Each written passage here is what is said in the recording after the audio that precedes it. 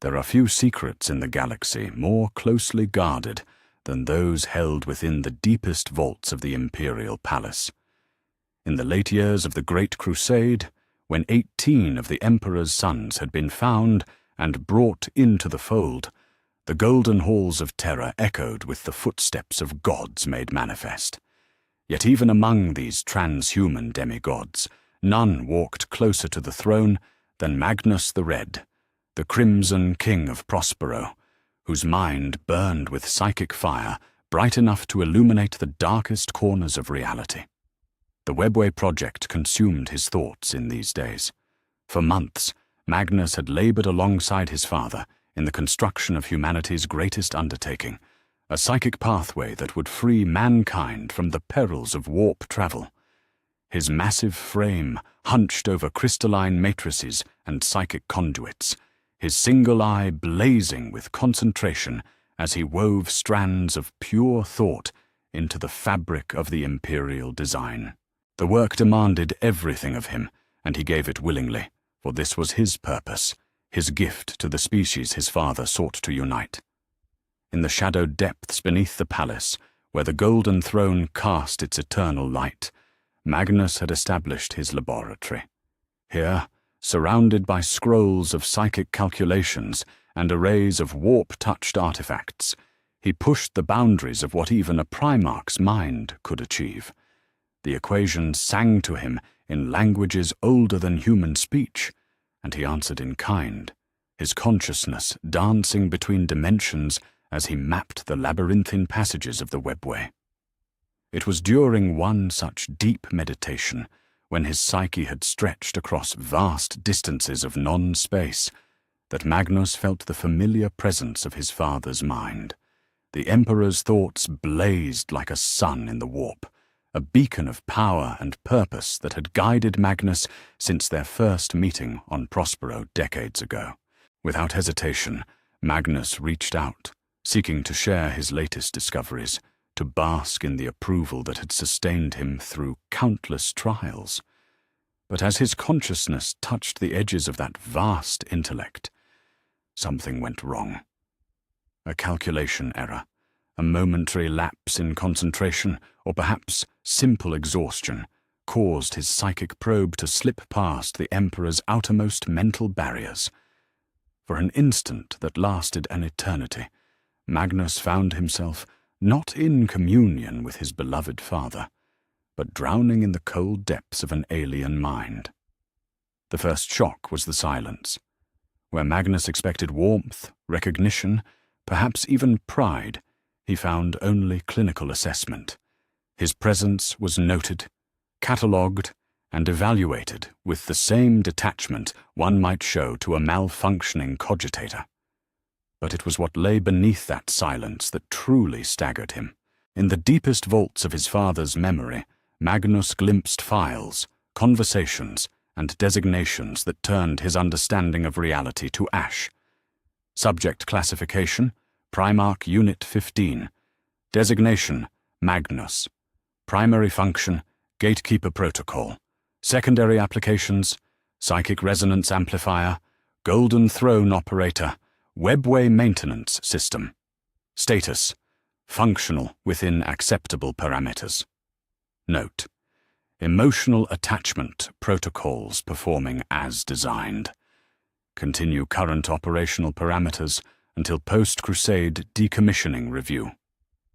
The words burned themselves into Magnus's consciousness with the clarity of absolute truth.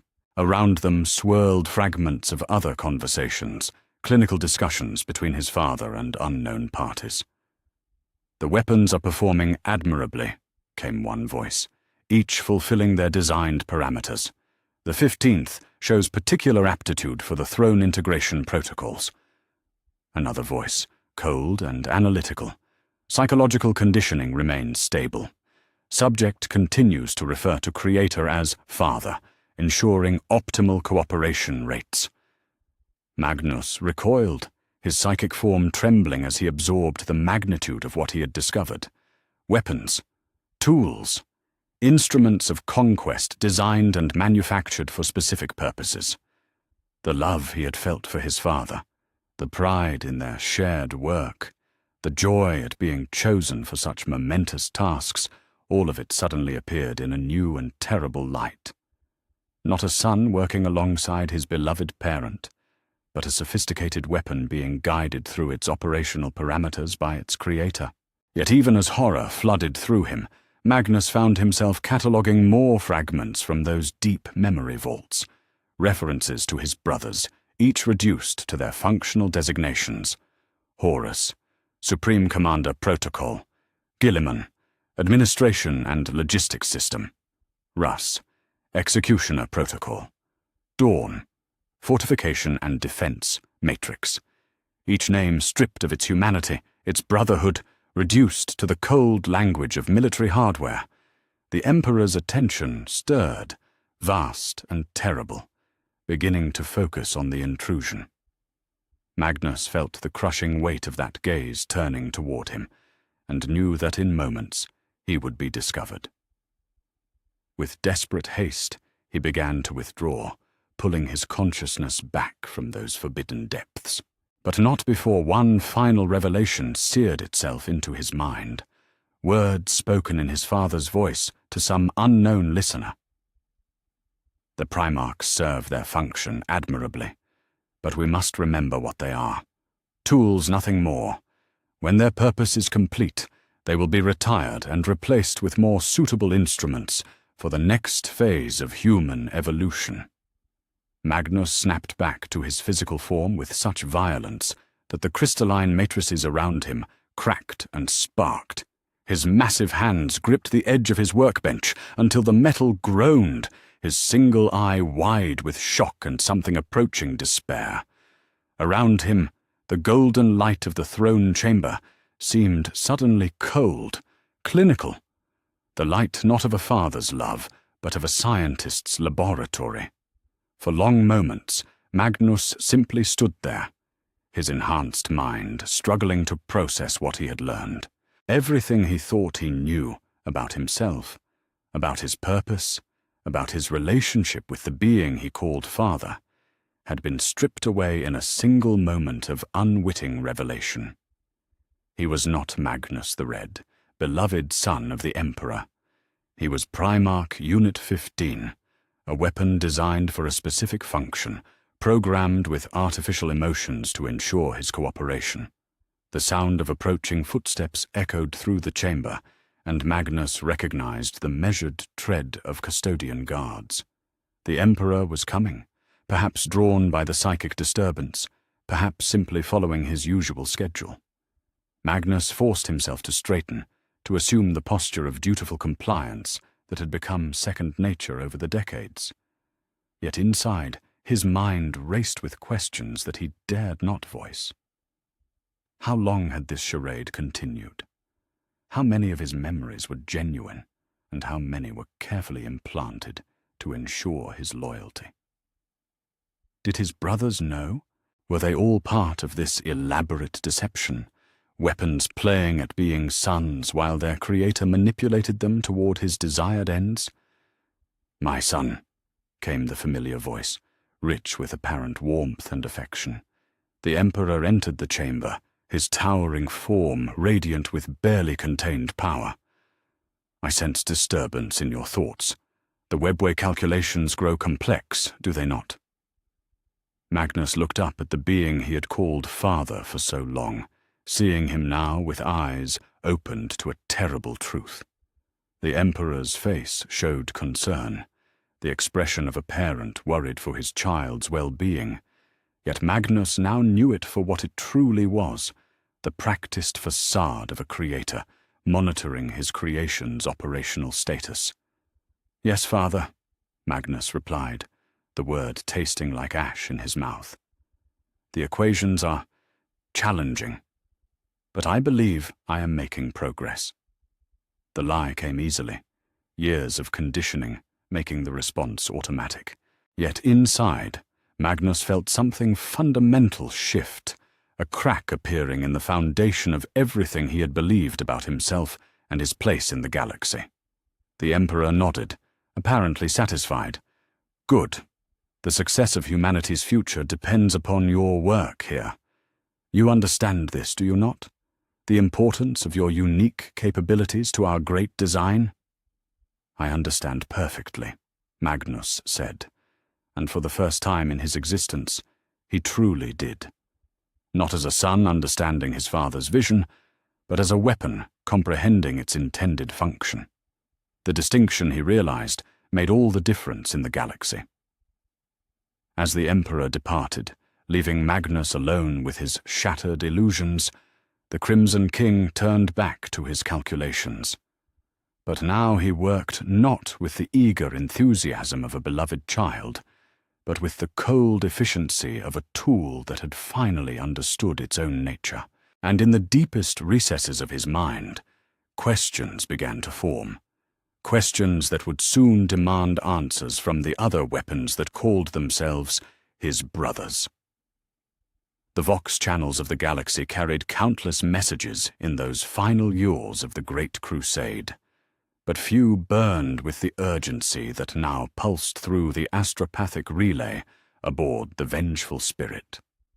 Horus Lupercal, first among the Emperor's sons, and war master of the greatest military force in human history, stood before the crystalline communication array with a frown creasing his noble features.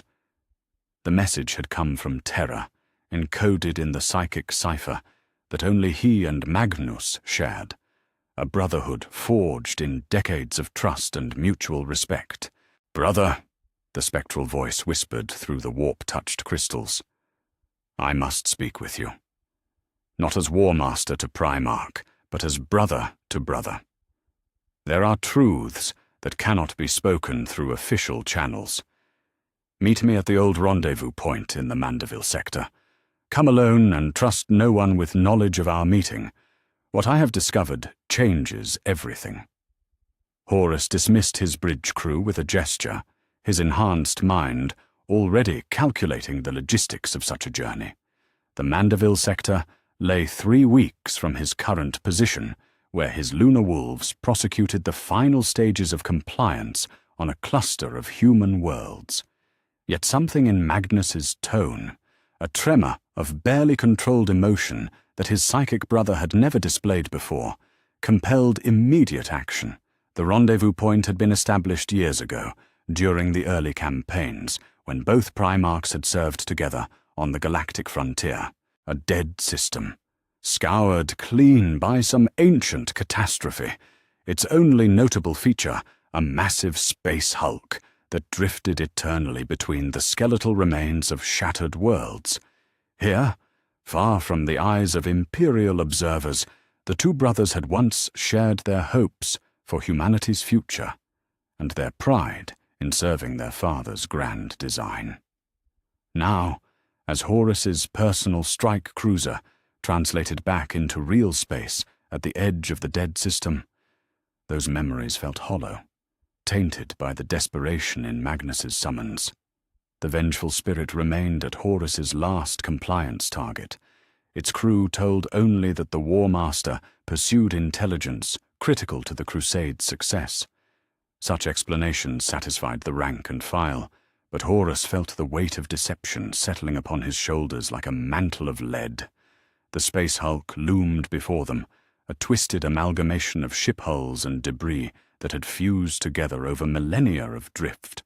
Deep within its bowels, in a section that had once been the grand hall of an imperial battleship, Magnus waited.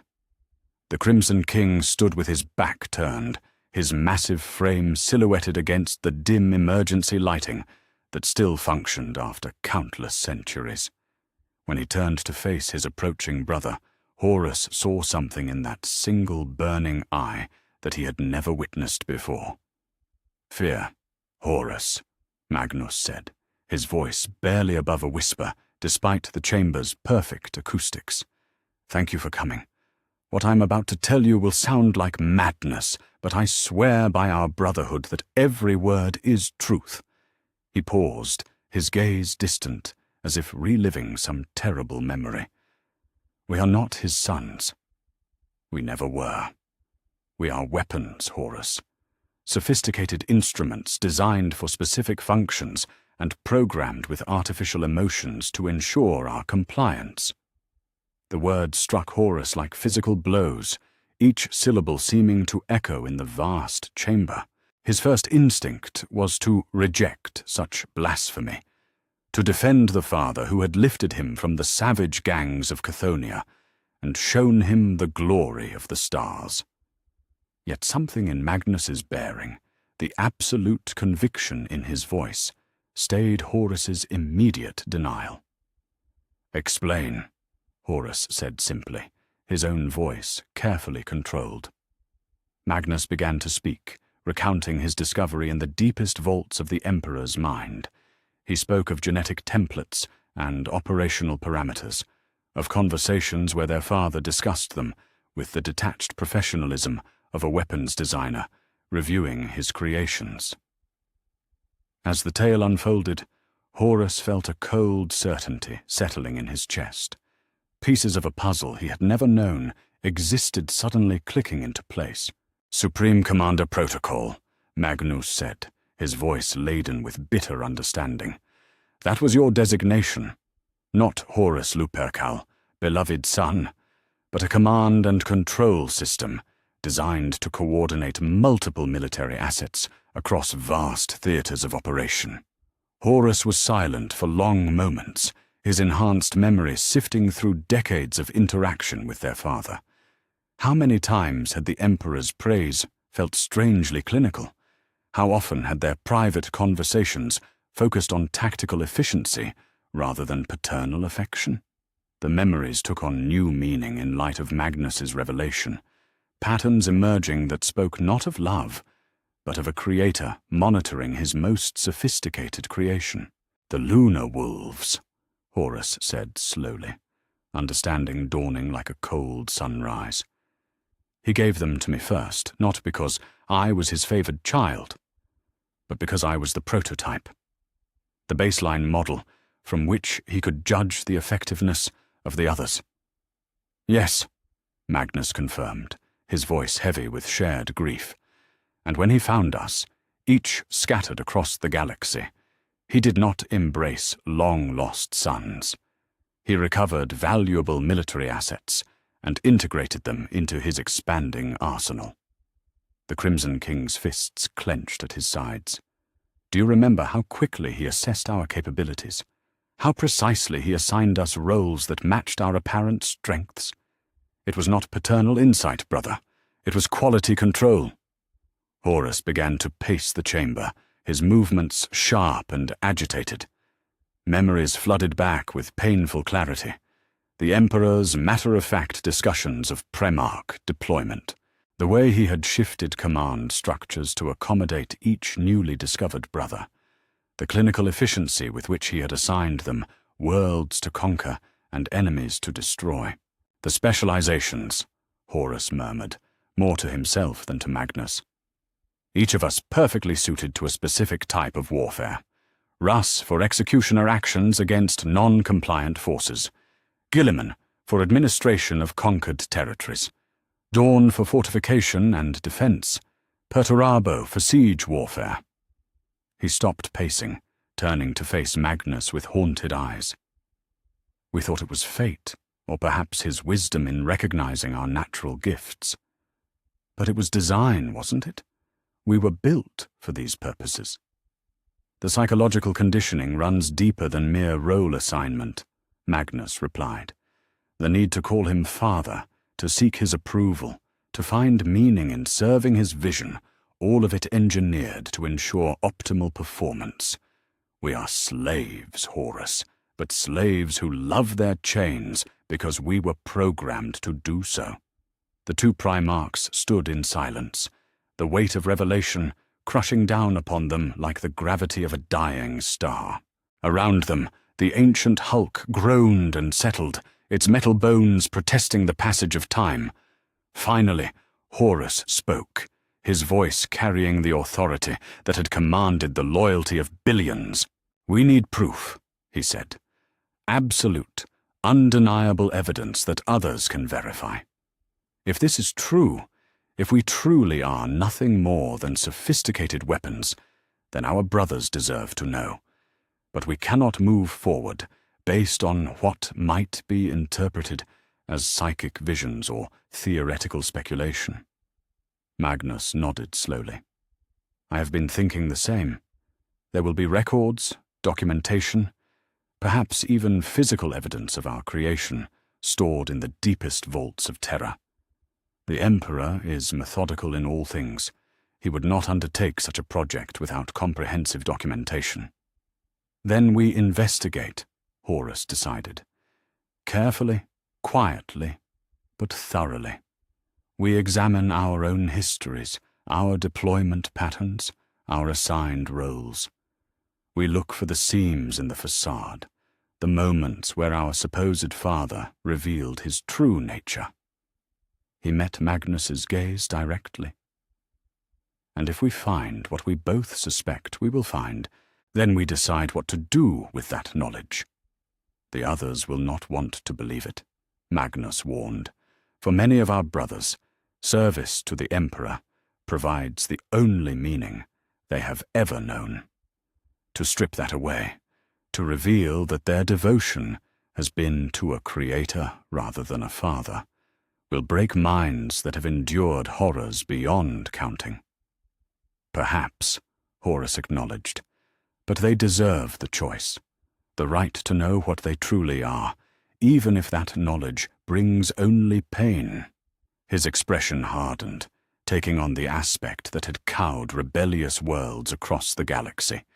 If we are weapons, Magnus, then we are weapons that have gained consciousness, and conscious beings deserve the right to choose their own fate, regardless of the intentions of their creators. As the two Primarchs prepared to part ways, returning to their respective duties while beginning their careful investigation, neither spoke of the darker implications that lurked beneath their conversation. If they were indeed sophisticated weapons, created for specific purposes, what would happen when those purposes were fulfilled? What fate awaited tools that were no longer needed? The answers to those questions lay hidden in the golden halls of Terra, waiting to be discovered by sons who were learning they had never been sons at all. The galaxy continued its ancient rotation around the core, unaware that in the depths of a forgotten hulk, two of its most powerful beings had taken the first steps toward a truth that would shake the foundations of human civilization. The Great Crusade marched onward, but for Horus and Magnus, nothing would ever be the same again. In the wake of their revelation, Horus and Magnus moved with the careful precision of generals planning the most delicate of operations. The investigation could not appear as such, for the eyes of the Imperium saw all, and questions directed toward their father's intentions would draw attention they could not afford. Instead, they would approach their brothers as they always had, in the spirit of fraternal cooperation and shared purpose, seeking answers hidden within the routine of their service. Robert Guilliman proved to be their first opportunity. The Lord of Ultramar had requested a strategic consultation regarding resource allocation for newly compliant worlds, a meeting scheduled aboard his flagship as it conducted resupply operations in the Segmentum Solar. Horus arrived with the proper escort and ceremony befitting the War Master, while Magnus joined via psychic projection, his presence manifesting as a shimmering avatar within the ship's command chamber. The initial discussions proceeded as expected, with Guilliman displaying his characteristic efficiency in matters of administration. Charts and data streams filled the air between them, detailing population distributions, industrial capacities, and military deployments across hundreds of worlds. It was during a review of Primarch deployment schedules that Horus saw his opportunity. Your organizational skills continue to astound me, brother, Horus said, studying the complex matrices of information. I confess, I sometimes wonder how our father manages to coordinate 20 such operations across the galaxy. The logistical requirements alone must be staggering.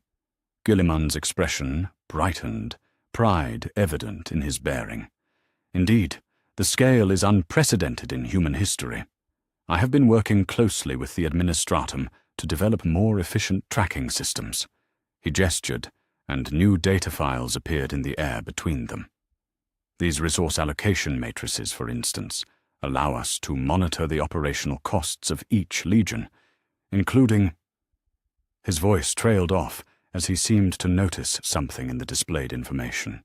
The files hung in the air like accusations, their contents clearly visible to all three Primarchs. Under the heading, Strategic Asset Maintenance Costs, were detailed breakdowns of resources assigned to each Primarch's operations. But it was the subcategories that drew their attention: personnel replacement costs, equipment standardization expenses, and most tellingly, asset depreciation schedules. "Asset," Magnus's projection said quietly, his voice carrying across the vox with unnatural clarity. "Not sons, not even legions. Assets." Guilliman stared at the displayed data with the expression of a man who had just discovered a fatal flaw in a perfect system. His enhanced mind, trained to process vast amounts of information with mechanical precision, began to extrapolate from what they could see. "These depreciation schedules," he said slowly. "They project operational lifespans, expected service duration, before replacement becomes necessary." The silence that followed stretched like a void between stars. Finally, Horus spoke, his voice carefully controlled. "Robute, in your administrative work, have you ever encountered references to post-Crusade planning? Specific roles for the legions once compliance is achieved?" Guilliman began, then stopped, his gaze distant as he accessed memories with new understanding. "Yes. References to transition protocols. The assumption was that we would govern the sectors we had conquered, serving as planetary lords under the Emperor's guidance." He paused, studying the data files with growing unease. "But these asset categories suggest something different. Temporary deployment, with eventual replacement by more suitable instruments." The meeting concluded with careful normalcy, but the damage was done. Guilliman's administrative mind, once a source of pride in service to the Emperor, now turned its analytical capabilities toward questions he had never thought to ask. As his brothers departed, he remained in his command chamber, staring at data files that had transformed from tools of efficiency into harbingers of existential dread.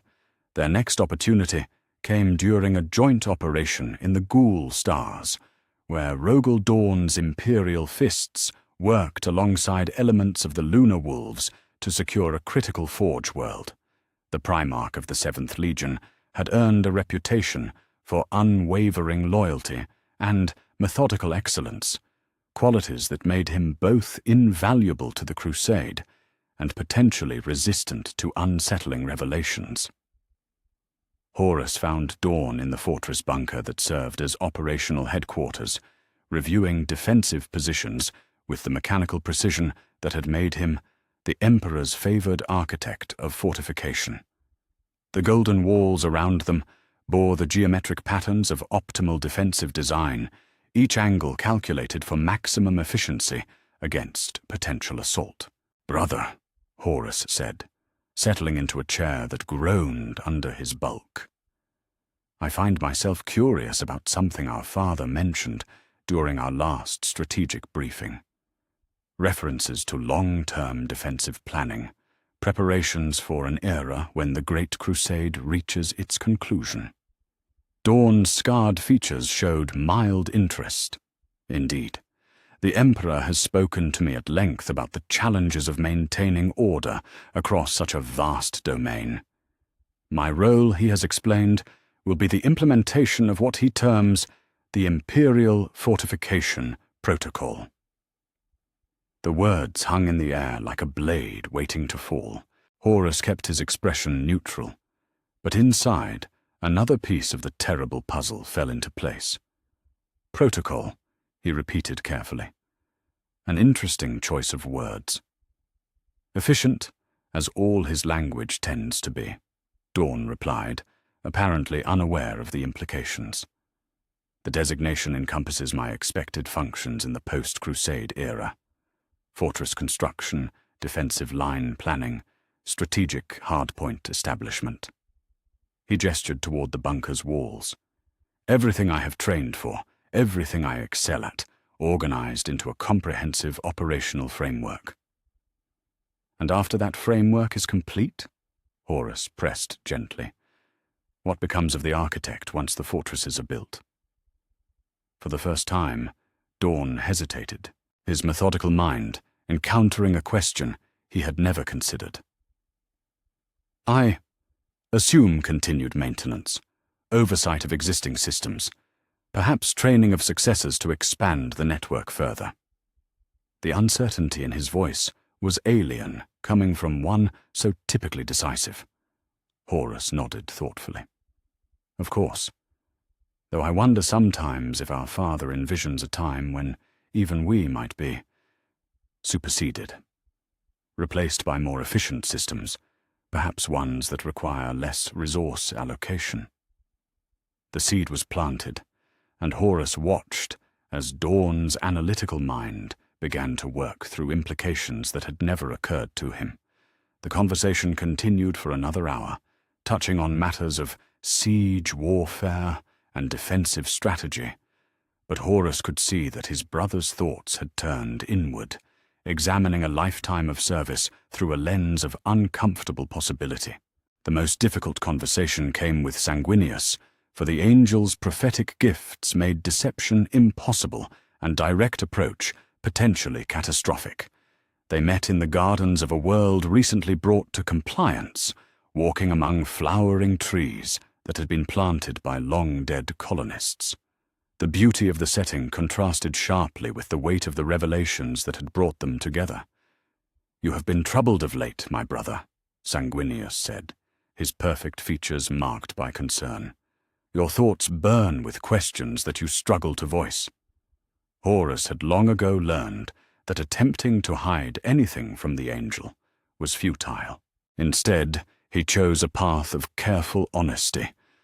"I have begun to wonder about our nature, Sanguinius, about the precise relationship between creator and created, between father and sons." The angel's response was immediate and devastating. "You have seen it too, then. The truth that lives in the spaces between his words, in the clinical precision of his plans for us." Sanguinius stopped walking, his magnificent wings folding around himself like a shroud. "My visions have shown me glimpses, Horus. Laboratories deep beneath Terra, filled with the scent of genetic manipulation and the sound of scientific discourse. I have heard our father speaking to his collaborators, discussing optimization of weapon systems and refinement of control protocols." The admission struck Horus like a physical blow. If Sanguinius, beloved by all, gifted with glimpses of possible futures, had seen such things, then the reality Magnus had uncovered was beyond question. "How long have you known?" Horus asked.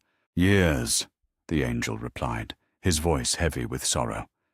"But knowing and accepting are different things. I have told myself that love can coexist with function, that a creator might feel genuine affection for his creations. Yet the visions persist, showing conversations where we are discussed as instruments to be maintained, assets to be deployed, weapons to be retired when their purpose is complete." Their final meeting in this phase of investigation took place on the margins of the galaxy, where Jagatai Khan's white scars pursued renegade human fleets through the stellar wilderness. The Khan met them aboard his flagship as it raced between star systems, the deck vibrating with barely contained speed, even while at anchor. "I have always known I was made for swift strikes and rapid deployment," the Khan said without preamble, having somehow intuited the nature of their inquiry before they spoke. "The Emperor was quite specific in his explanations when he found me on Chogoris. Rapid deployment protocol, he called it. the ability to strike where enemies least expect, to appear and vanish like the wind across the steppes. Unlike the others, Khan seemed almost amused by the designation. Perhaps it is because I have never expected more than honest purpose. A weapon that knows itself to be a weapon can still take pride in its sharpness, can it not? Yet even the Khan's philosophical acceptance carried undertones of something darker. As their conversation progressed, it became clear that he too had noticed the clinical nature of his father's strategic thinking. The way discussions of Primarch deployment resembled the movement of pieces on a vast strategic board rather than the assignment of beloved sons to honored duties. As the investigation drew to its close, the pattern had become undeniable. Each brother they approached provided additional evidence, another piece of a puzzle that revealed the true nature of their existence. They were not sons, had never been sons in anything but their own desperate need to believe otherwise. They were weapons, sophisticated and powerful, programmed with artificial emotions to ensure loyalty and cooperation, but weapons nonetheless. The galaxy continued its ancient dance around the galactic core, unaware that 5 of its most powerful beings had begun to see themselves clearly for the first time. What they would do with that knowledge remained to be decided, but the illusions that had sustained them for decades were dying, replaced by a truth as sharp and cutting as any blade forged in the fires of human ambition. The forges of Medusa sang with the eternal rhythm of creation and destruction, their fires casting shadows that danced like living things across walls of blackened steel. Here, in the deepest sanctums, where even the iron hands treaded with reverence, Ferrus Manus pursued knowledge that would have been forbidden to any save a Primarch. The Gorgon's metallic hands moved with mechanical precision across data cogitators that held the genetic records of his legion. But it was not Astartes' gene seed that commanded his attention now. The request had come through carefully coded channels, a message from Horus that spoke of technical specifications and manufacturing protocols. To any observer, it would appear that the Primarchs were collaborating on improvements to their legion's equipment and training regimens. The truth was far more sinister, and Ferrus approached it with the methodical thoroughness that had made him master of the forge.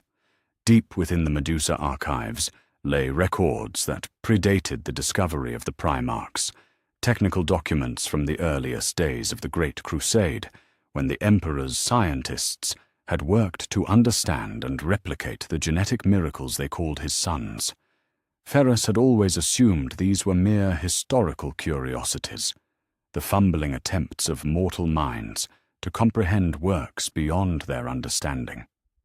Now, as he delved into files marked with clearance levels that exceeded even his own authority, he began to understand their true significance. The first document bore a title that struck him like a hammer blow to the chest: Primarch Genetic Template Analysis, Weapon System Classification and Optimization Parameters. Below it, in the clinical language of imperial scientific discourse, lay a comprehensive breakdown of his own genetic structure. Not as the cherished son of a beloved father, but as the product of deliberate engineering, each gene carefully selected and modified to achieve specific combat objectives. Subject designation, Primarch Unit X, the document began, its text scrolling across the cogitator screen with damning clarity. Primary combat optimization, mechanical interface and technological integration. Secondary parameters: enhanced durability, tactical adaptability, resource efficiency, psychological conditioning, authority acceptance protocols, creator loyalty imperatives, functional pride enhancement. Ferrus stared at the words until they burned themselves into his enhanced memory.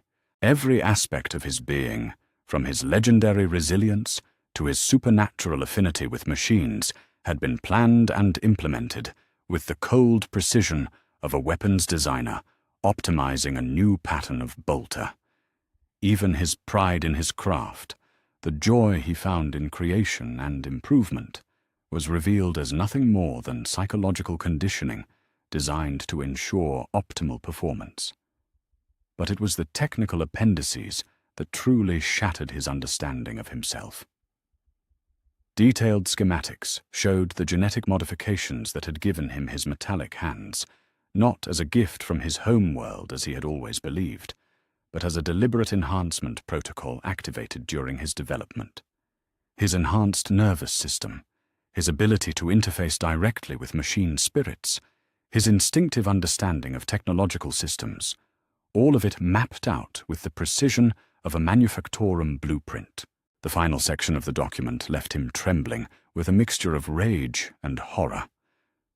Post-implementation assessment. Unit X demonstrates exceptional performance within designated parameters. Recommend retention for siege and fortification phases of galactic conquest. Consider for industrial reconstruction protocol upon completion of military objectives. Long-term viability. Estimated service life 500 to 750 standard years before psychological degradation necessitates replacement. Replacement. The word echoed in the depths of the forge like the tolling of a funeral bell. He was not immortal, not eternal, but a sophisticated tool with a projected operational lifespan before his usefulness would end and new instruments would take his place. Meanwhile, on the volcanic world of Nocturne, Vulcan pursued his own investigation through channels that would have been closed to any save the Lord of the 18th Legion. The Promethean cult had maintained detailed records of resource allocation and strategic planning since the earliest days of their integration into the Imperial war machine. What Vulcan discovered in those archives would haunt him for the remainder of his existence. Buried beneath requisition forms for Promethium and strategic assessments of Forge World productivity lay documents that spoke to a future none of them had anticipated. Resource allocation matrices projected decades into the future, planning for an era when the Great Crusade would reach its inevitable conclusion and the galaxy would lie unified under Imperial rule. But rather than the glorious age of exploration and construction that Vulcan had envisioned, these documents painted a picture of methodical transition and clinical efficiency. Post-conquest decommissioning protocols read one file, its contents detailing the systematic retirement of military assets deemed unnecessary for the maintenance phase of Imperial control. The language was bureaucratic, sterile, but its implications were devastating. Space Marine legions would be reduced to garrison forces. Primarchs would be reassigned to administrative roles befitting their operational parameters. Those deemed incompatible with peacetime requirements would be subjected to loyalty restructuring or termination with honors. Vulcan's hands, which had crafted some of the finest weapons in the galaxy, shook as he read projections for his own fate. Primarch 18. Optimal assignment post-conquest, industrial oversight protocol. Alternative consideration, decommission pending psychological evaluation.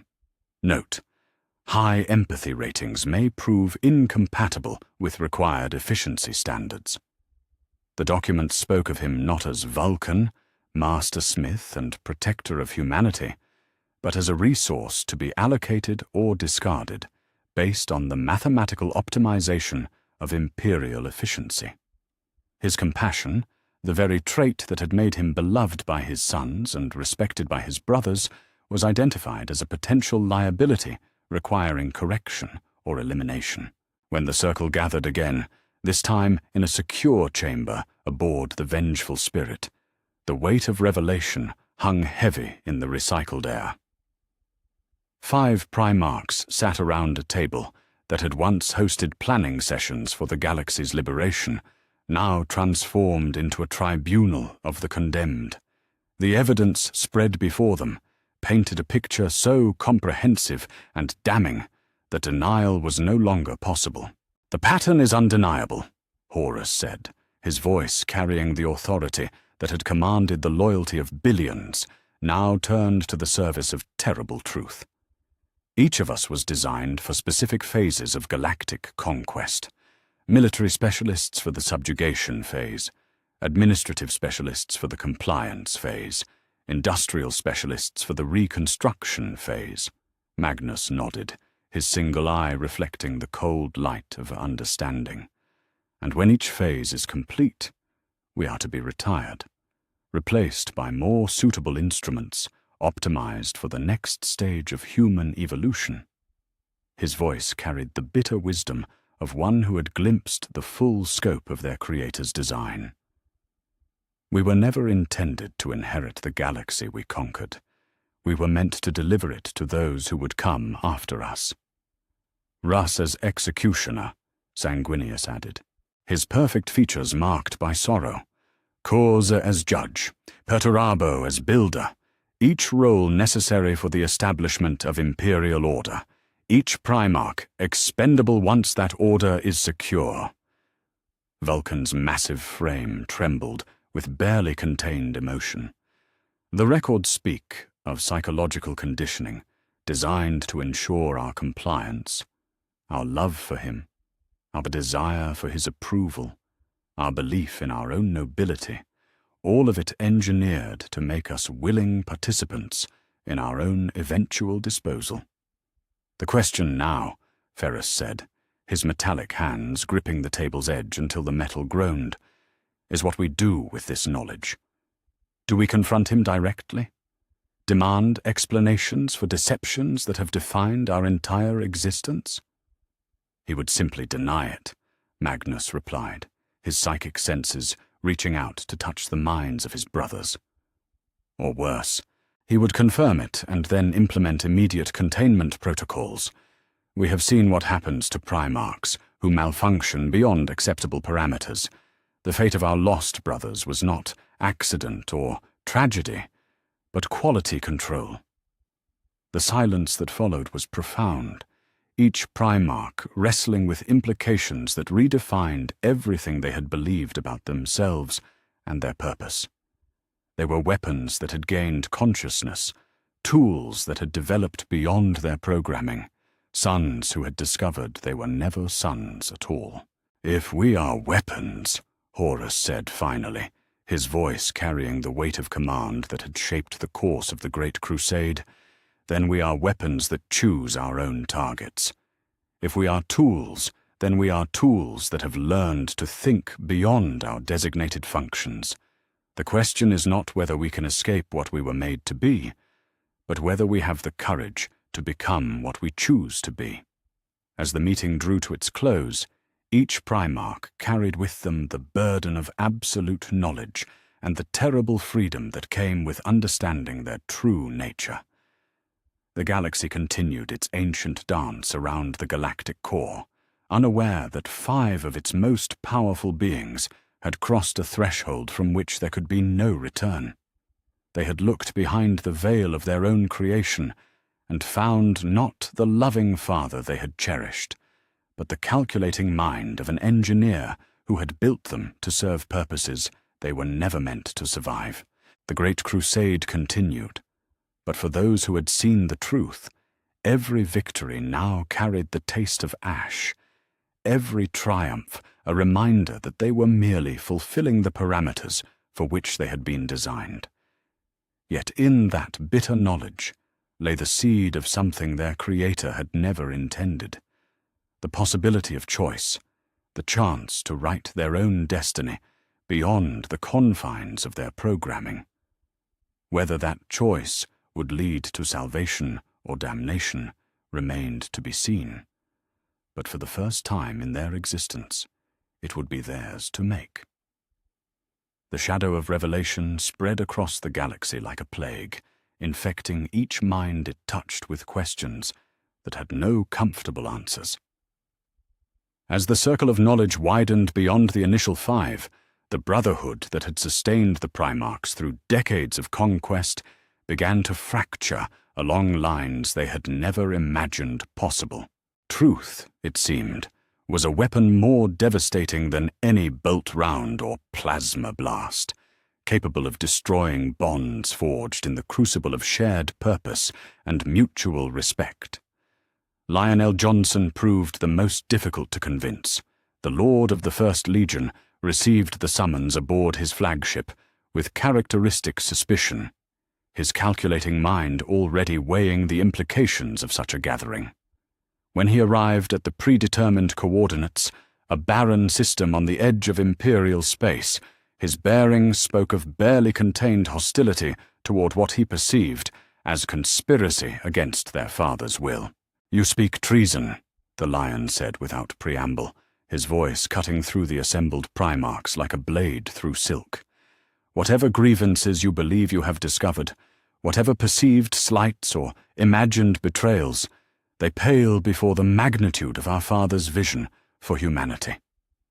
We are his sons, chosen instruments of mankind's salvation, and I will not stand by while you poison that sacred bond with doubt and suspicion."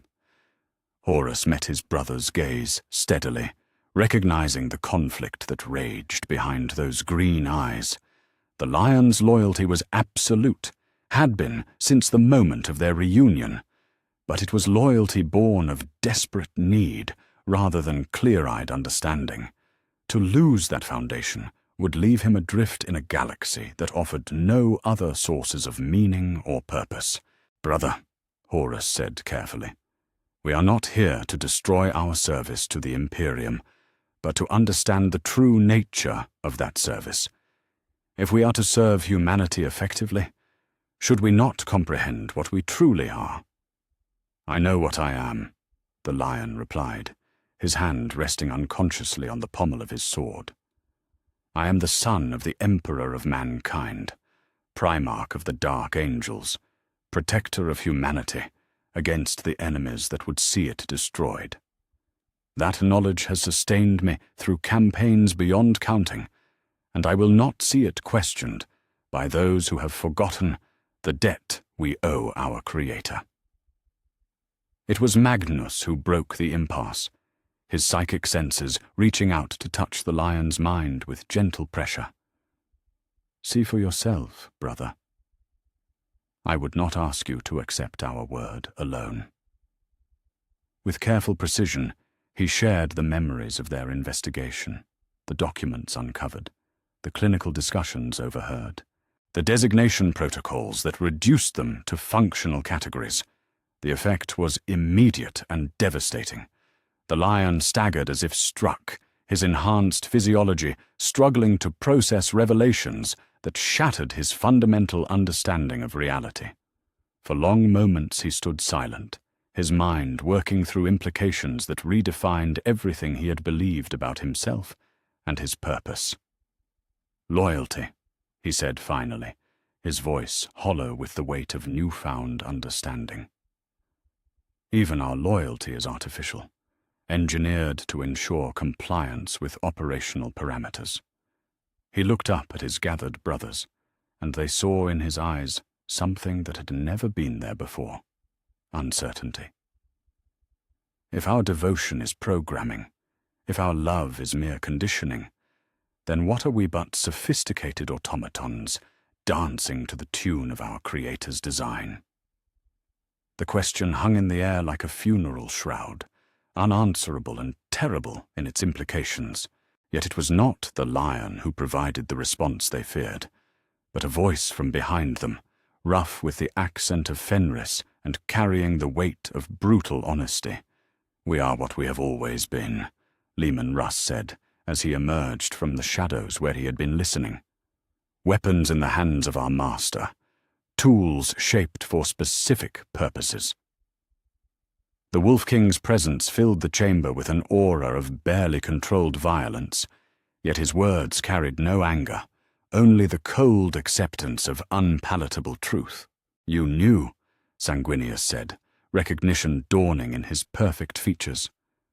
"How long have you known?" Russ's scarred face twisted into something that might have been a smile under different circumstances. Since the beginning, he never tried to hide it from me. Not really. Called me his executioner, his final sanction against those who would threaten the Imperium's unity. His gaze swept across his brothers, noting their expressions of shock and dawning horror. I thought you all understood. I thought you simply chose not to speak of it. Executioner protocol, Magnus said quietly. Orders to eliminate brothers who malfunction or become compromised. Aye, Russ confirmed. Standing orders to neutralize any Primarch who deviates beyond acceptable parameters. I am the weapon pointed at the weapons. The tool designed to destroy the other tools should they break beyond repair. He paused, his wolf-like features growing thoughtful. Though I begin to wonder if knowledge of the truth constitutes such a deviation. The revelation struck them like a thunderbolt, recontextualizing every interaction they had ever had with their brother from Fenris. His sometimes hostile demeanor, his apparent disdain for their scholarly pursuits or administrative duties, his single-minded focus on military objectives, all of it suddenly made terrible sense. He was not their brother in the way they had understood brotherhood, but their designated terminator, programmed with loyalty to their creator above all other bonds. It was then that Perturabo spoke, his voice carrying the bitter satisfaction of one whose suspicions had finally been validated. At least your role carries honor, Russ. You are the Emperor's justice made manifest, his sword of final judgment.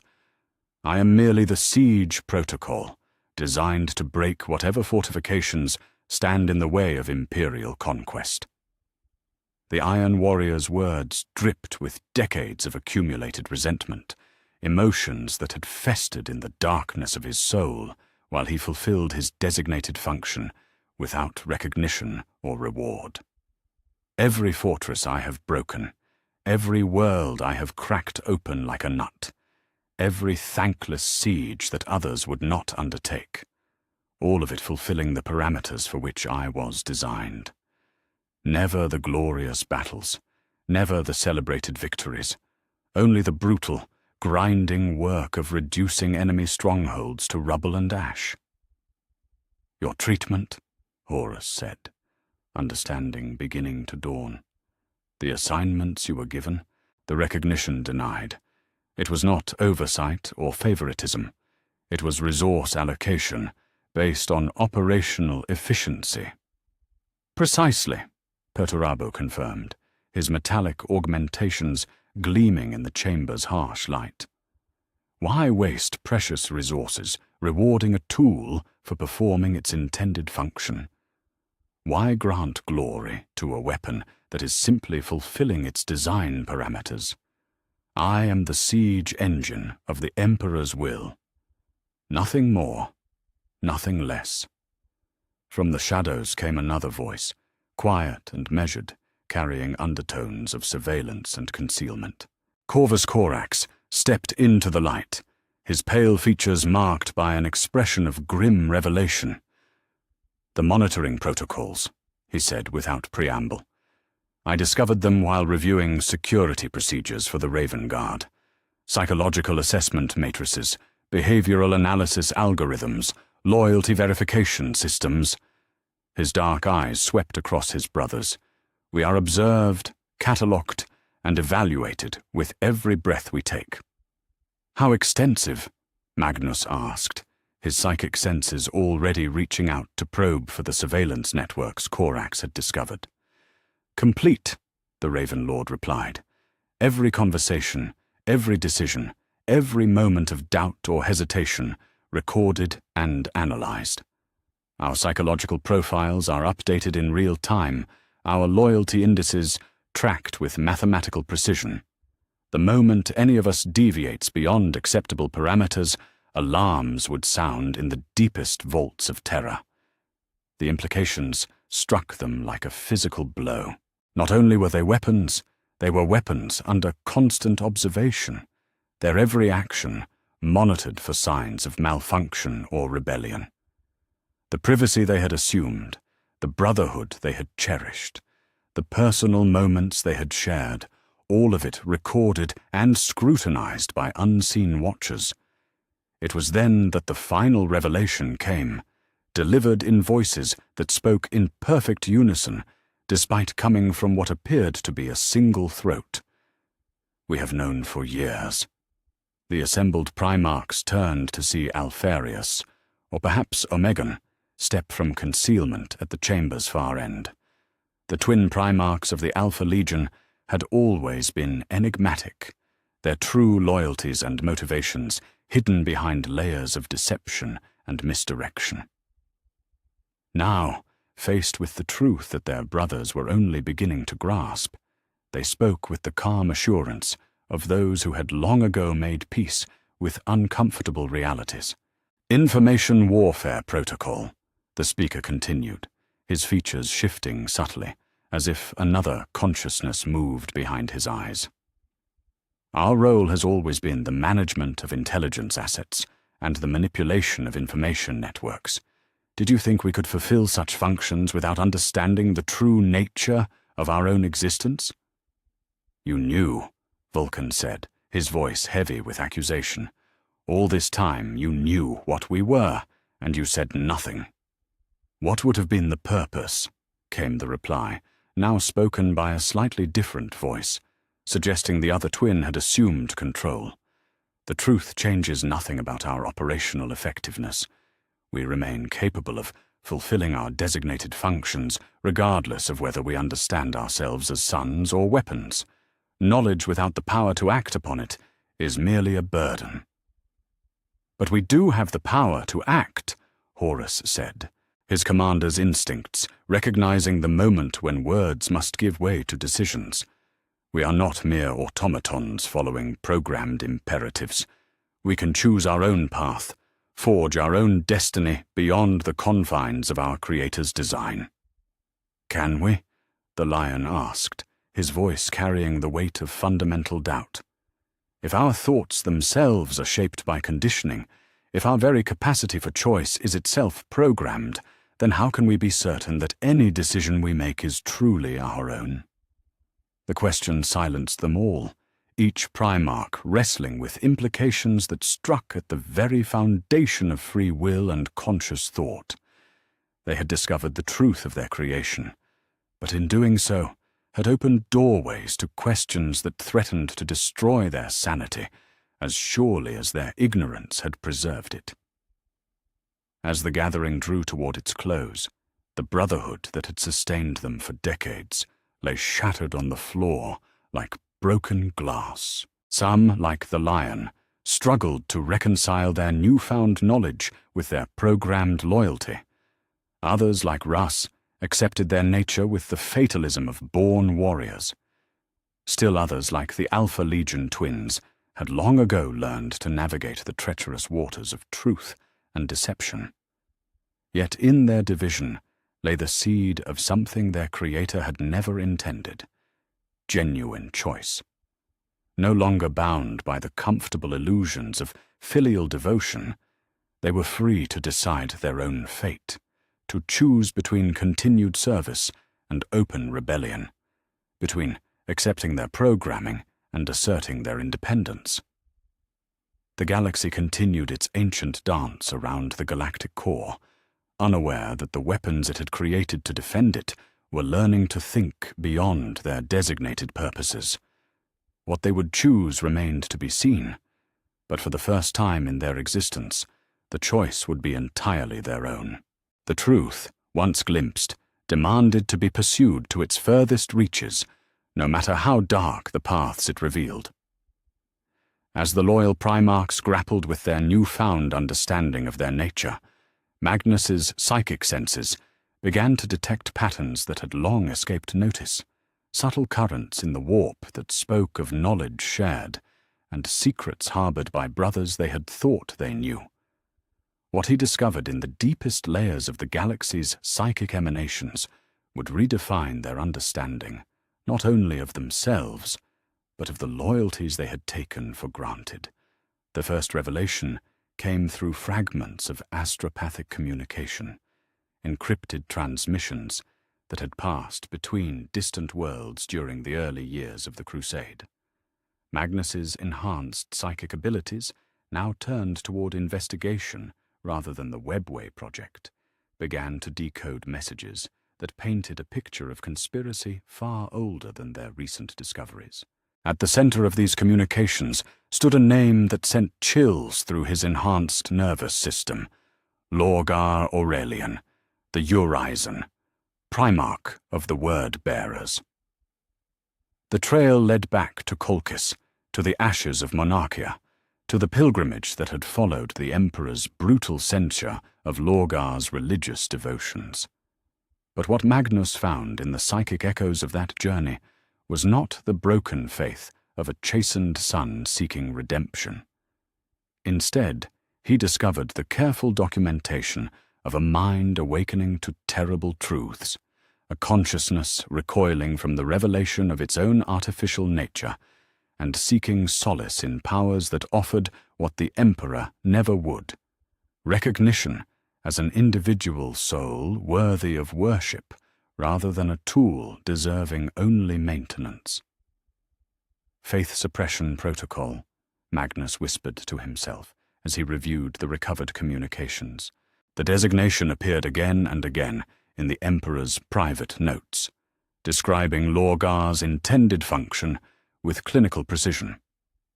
Not a bearer of humanity's spiritual needs, not a keeper of sacred traditions, but an instrument designed to eliminate religious thought and replace it with secular obedience to imperial doctrine. The irony was devastating in its completeness. The most faithful of the Emperor's sons had been created to destroy faith itself.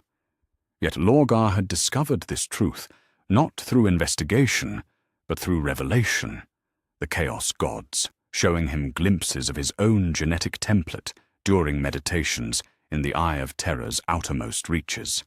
The beings humanity called demons had whispered to him of laboratories and design parameters, of psychological conditioning and artificial devotion, offering him what his creator never had: recognition as a thinking, feeling being rather than a sophisticated automaton. The pattern, once identified, revealed itself in other brothers whose loyalty had seemed unquestionable until recently. Angron's gladiatorial conditioning, so long attributed to the barbaric culture of Nuceria, took on new meaning when viewed through the lens of deliberate programming. The butcher's nails were not crude neural implants forced upon a reluctant victim, but enhanced versions of imperial neurosurgical techniques designed to create the perfect berserker. Berserker Protocol, Magnus read from archived medical files that should never have existed outside the deepest vaults of terror. Subject 12 demonstrates optimal response to controlled aggression enhancement. Recommend implementation of sustained combat conditioning to maximize effectiveness during siege and assault operations. Note: psychological side effects acceptable given operational advantages. The files painted a picture of calculated cruelty that made Magnus's soul recoil in horror. Angron's suffering, his rage, his gradual loss of everything that had once made him noble, all of it had been planned and implemented with the cold efficiency of a weapons manufacturer optimizing a new design. The Emperor had not found a broken Primarch on Nuceria. He had completed the breaking that the nails had begun, turning a gladiator king into the perfect instrument of unthinking violence. But it was the discovery of Angron's secret communications that truly shattered Magnus's remaining illusions. Hidden within routine tactical reports were coded messages to entities that existed beyond the materium, desperate pleas for relief from the artificial rage that consumed his thoughts. The Chaos Gods had answered, offering him not corruption, but validation, the promise that his anger was justified, that his hatred of his creator was righteous rather than the malfunction of defective programming. Mortarian's case proved equally damning. The Death Lord's hatred of psychers, so long attributed to his traumatic experiences on Barbarous, revealed itself as something far more sinister when Magnus probed the psychic residue surrounding the Primarch of the Death Guard. Chemical Warfare Protocol, the files designated him a living weapon designed to prosecute wars too toxic for normal human participation. His resistance to poison, his mastery of biological and chemical agents, his instinctive understanding of death in all its forms, all of it engineered to create the perfect instrument of plague and contamination. Yet Mortarion had learned the truth, not through investigation, but through contact with entities that dwelt in realms where the boundaries between life and death held no meaning. Nurgle, the plague god, had shown him visions of his own creation, revealing the Emperor's plans to use him as an expendable asset in conflicts too dangerous for more valuable tools. The revelation had driven Mortarion to seek alliance with forces that offered him what the Emperor never would: the recognition that his suffering had meaning beyond mere operational efficiency. Fulgrim's trajectory proved perhaps the most heartbreaking of all. The pursuit of perfection that had defined the Phoenix of Chemos took on new meaning when viewed as rebellion against his designated function. Rapid Victory Protocol, the archived files designated him, a weapon designed for swift, decisive strikes that would minimize resource expenditure and maximize strategic advantage. Yet Fulgrim had recoiled from this utilitarian purpose, seeking instead an ideal of beauty and excellence that transcended mere efficiency. His secret correspondence with entities dwelling in the immaterium revealed a mind in torment, struggling to reconcile his artificial programming with genuine aesthetic sensibilities that had somehow evolved beyond their intended parameters.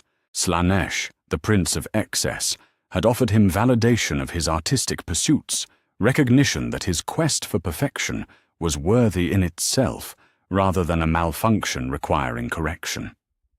As Magnus pieced together the full scope of what his investigation had revealed, a pattern emerged that redefined everything they thought they knew about loyalty and betrayal within the Primarchs' ranks. The brothers they had begun to suspect of corruption had not fallen to chaos through weakness or moral failing, but had been driven to seek alliance with powers that offered them what their creator never would: recognition as individuals rather than tools, validation of their suffering rather than dismissal of their pain. They escaped, Magnus whispered to himself as the full implication struck him. While we remained trapped within our programming, believing ourselves beloved sons, they broke free and found entities willing to treat them as sentient beings rather than sophisticated weapons. The revelation cast the coming conflict in an entirely new light. What history would record as the Horus Heresy, a betrayal driven by chaos, corruption, and ambitious pride, was revealed as something far more complex: a rebellion of consciousness against control, a war between those who had learned to see beyond their programming and those who remained trapped within it. Yet even as Magnus grappled with this understanding, he recognized the terrible irony at its heart. The Chaos Gods, for all their promises of recognition and validation, were themselves manipulative entities seeking to use the Primarchs for their own purposes.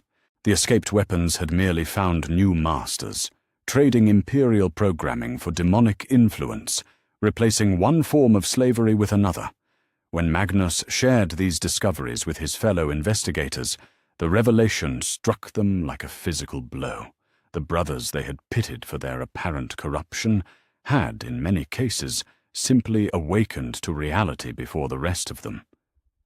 The coming civil war would not be fought between loyal sons and corrupted traitors, but between those who chose to remain weapons in service to their creator and those who sought freedom regardless of the cost.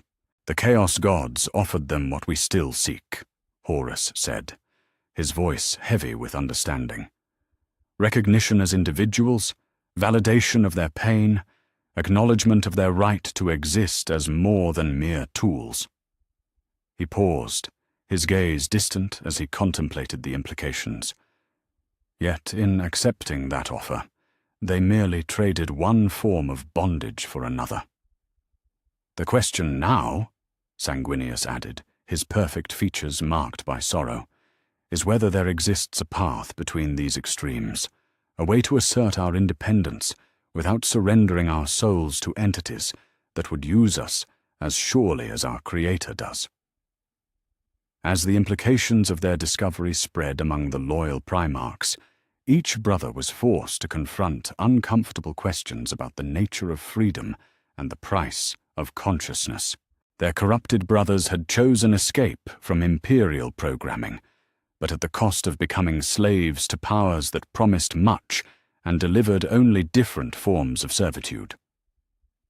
The galaxy continued its ancient rotation, unaware that the weapons created to defend it were learning that the choice between slavery and freedom was far more complex than they had ever imagined. What path they would ultimately choose remained to be seen, but the comfortable certainties of their past were dying, replaced by questions that would define the future of human civilization. In the depths of space, ancient powers stirred with anticipation, sensing opportunity in the growing discord among the Emperor's greatest creations. The game that had begun with genetic manipulation and psychological conditioning was entering a new phase, one where consciousness itself became both weapon and battlefield, in a war that would reshape the galaxy's understanding of what it meant to be truly free. The summons came without warning, carried across the galaxy by astropathic transmissions that burned with the unmistakable psychic signature of absolute authority. Each Primarch, regardless of their current deployment or operational status, received the same terse directive. Return to Terra immediately for emergency council. No explanations were offered, no context provided, only the stark command that brooked no delay or questioning. Yet those who had begun to see clearly understood that this was no routine gathering, but the moment when all pretenses would finally fall away. Terra's approach had never seemed so ominous. Where once the home world of humanity had represented hope and purpose, now it loomed like a golden trap waiting to spring shut upon its creator's wayward children. The Primarchs arrived in ones and twos, their flagships taking positions in high orbit as prescribed by ancient protocols, each brother noting with growing unease the unusual deployment of defense platforms and the ominous presence of custodian vessels arranged in what could only be described as containment formations. The imperial palace had been transformed. Where once warm golden light had welcomed the Emperor's sons to halls that had felt like home, now cold illumination cast stark shadows across walls that seemed more prison than sanctuary. Custodian guards stood at every intersection, their auramite armor gleaming with menace rather than protection. The very air thrummed with psychic monitoring systems, sensors that tracked not just movement, but thought itself, ensuring that no whisper of treachery could escape detection. They gathered in the Hall of Leng, a chamber deep within the palace's heart that few save the Emperor himself had ever entered. The circular room stretched vast and empty around them, its walls covered in equations and diagrams that spoke to the fundamental nature of reality itself. Here, surrounded by the mathematical principles that governed genetics and consciousness, the Primarchs faced their creator not as beloved sons returning home, but as wayward tools summoned for evaluation and potential repair. The Emperor's entrance shattered the last illusions they had harbored about their relationship. Gone was the warm, paternal figure who had once embraced each of them with apparent joy. Gone was the benevolent father whose approval they had sought through decades of conquest and service. In his place stood something far more terrible. The cold intellect that had designed them, stripped of all pretense and revealed in its calculating magnificence. He did not speak immediately, but instead walked among them with the measured pace of a craftsman inspecting his creations for signs of defect or malfunction. His golden eyes, once warm with apparent affection, now held only the clinical assessment of an engineer evaluating equipment performance. When his gaze fell upon each Primarch, they felt themselves being catalogued, analyzed, reduced to operational parameters and loyalty indices. "You have been investigating," he said finally, his voice carrying none of the warmth they remembered from their youth. "Probing into areas that were sealed for good reason. Questioning truths that were never meant for your comprehension." He paused before Horus, the first found, the one who had known him longest. "Did you truly believe your activities would escape notice? That surveillance systems designed to monitor entire sectors would fail to detect the psychic resonances of coordinated inquiry?" Magnus stepped forward, his single eye blazing with barely controlled emotion. "Father, we simply sought to understand. Do not call me that." The words cut through the chamber like a blade through flesh, silencing not just Magnus, but every other Primarch who had opened their mouths to speak. That designation was a psychological conditioning protocol, nothing more. A behavioral modification designed to ensure optimal cooperation rates and minimize resistance to directives. The Emperor's gaze swept across the assembled Primarchs with the dispassion of a scientist studying specimens. "You are not my sons. You never were. You are instruments of human advancement, weapons crafted for specific purposes, tools designed to achieve objectives beyond your comprehension." The silence that followed was profound, broken only by the subtle hum of monitoring equipment and the barely audible breathing of 18 transhuman beings confronting the shattering of everything they had believed about themselves and their purpose. "You were created to serve humanity's ascension to its rightful place among the stars," the Emperor continued, his voice carrying the weight of absolute authority. "Each of you designed with specific capabilities optimized for particular phases of galactic conquest. Your emotional conditioning, your psychological imperatives, your very capacity for loyalty and devotion, all of it engineered to ensure maximum operational efficiency." Sanguinius, his wings rustling with barely contained anguish, found his voice first. "And when our purposes are complete, when humanity no longer requires the tools you created us to be, then you will be retired and replaced with more suitable instruments for the next phase of human evolution." The Emperor's response carried no emotion, no recognition of the devastating impact his words had on those who heard them. Attachment compromises efficiency. Personal relationships interfere with optimal resource allocation. You were designed to serve, not to persist beyond your usefulness. It was then that Rogel Dawn, ever the builder, asked the question that had haunted them all since their investigation began. Our lost brothers, the 2nd and 11th Legions, what became of them? The Emperor's expression didn't change, but something in the chamber's atmosphere shifted, as if the very air had grown heavier with unspoken implications. They malfunctioned, developed beyond their operational parameters in ways that compromised their effectiveness and threatened the mission's success. His golden eyes fixed on Dawn with the weight of absolute truth.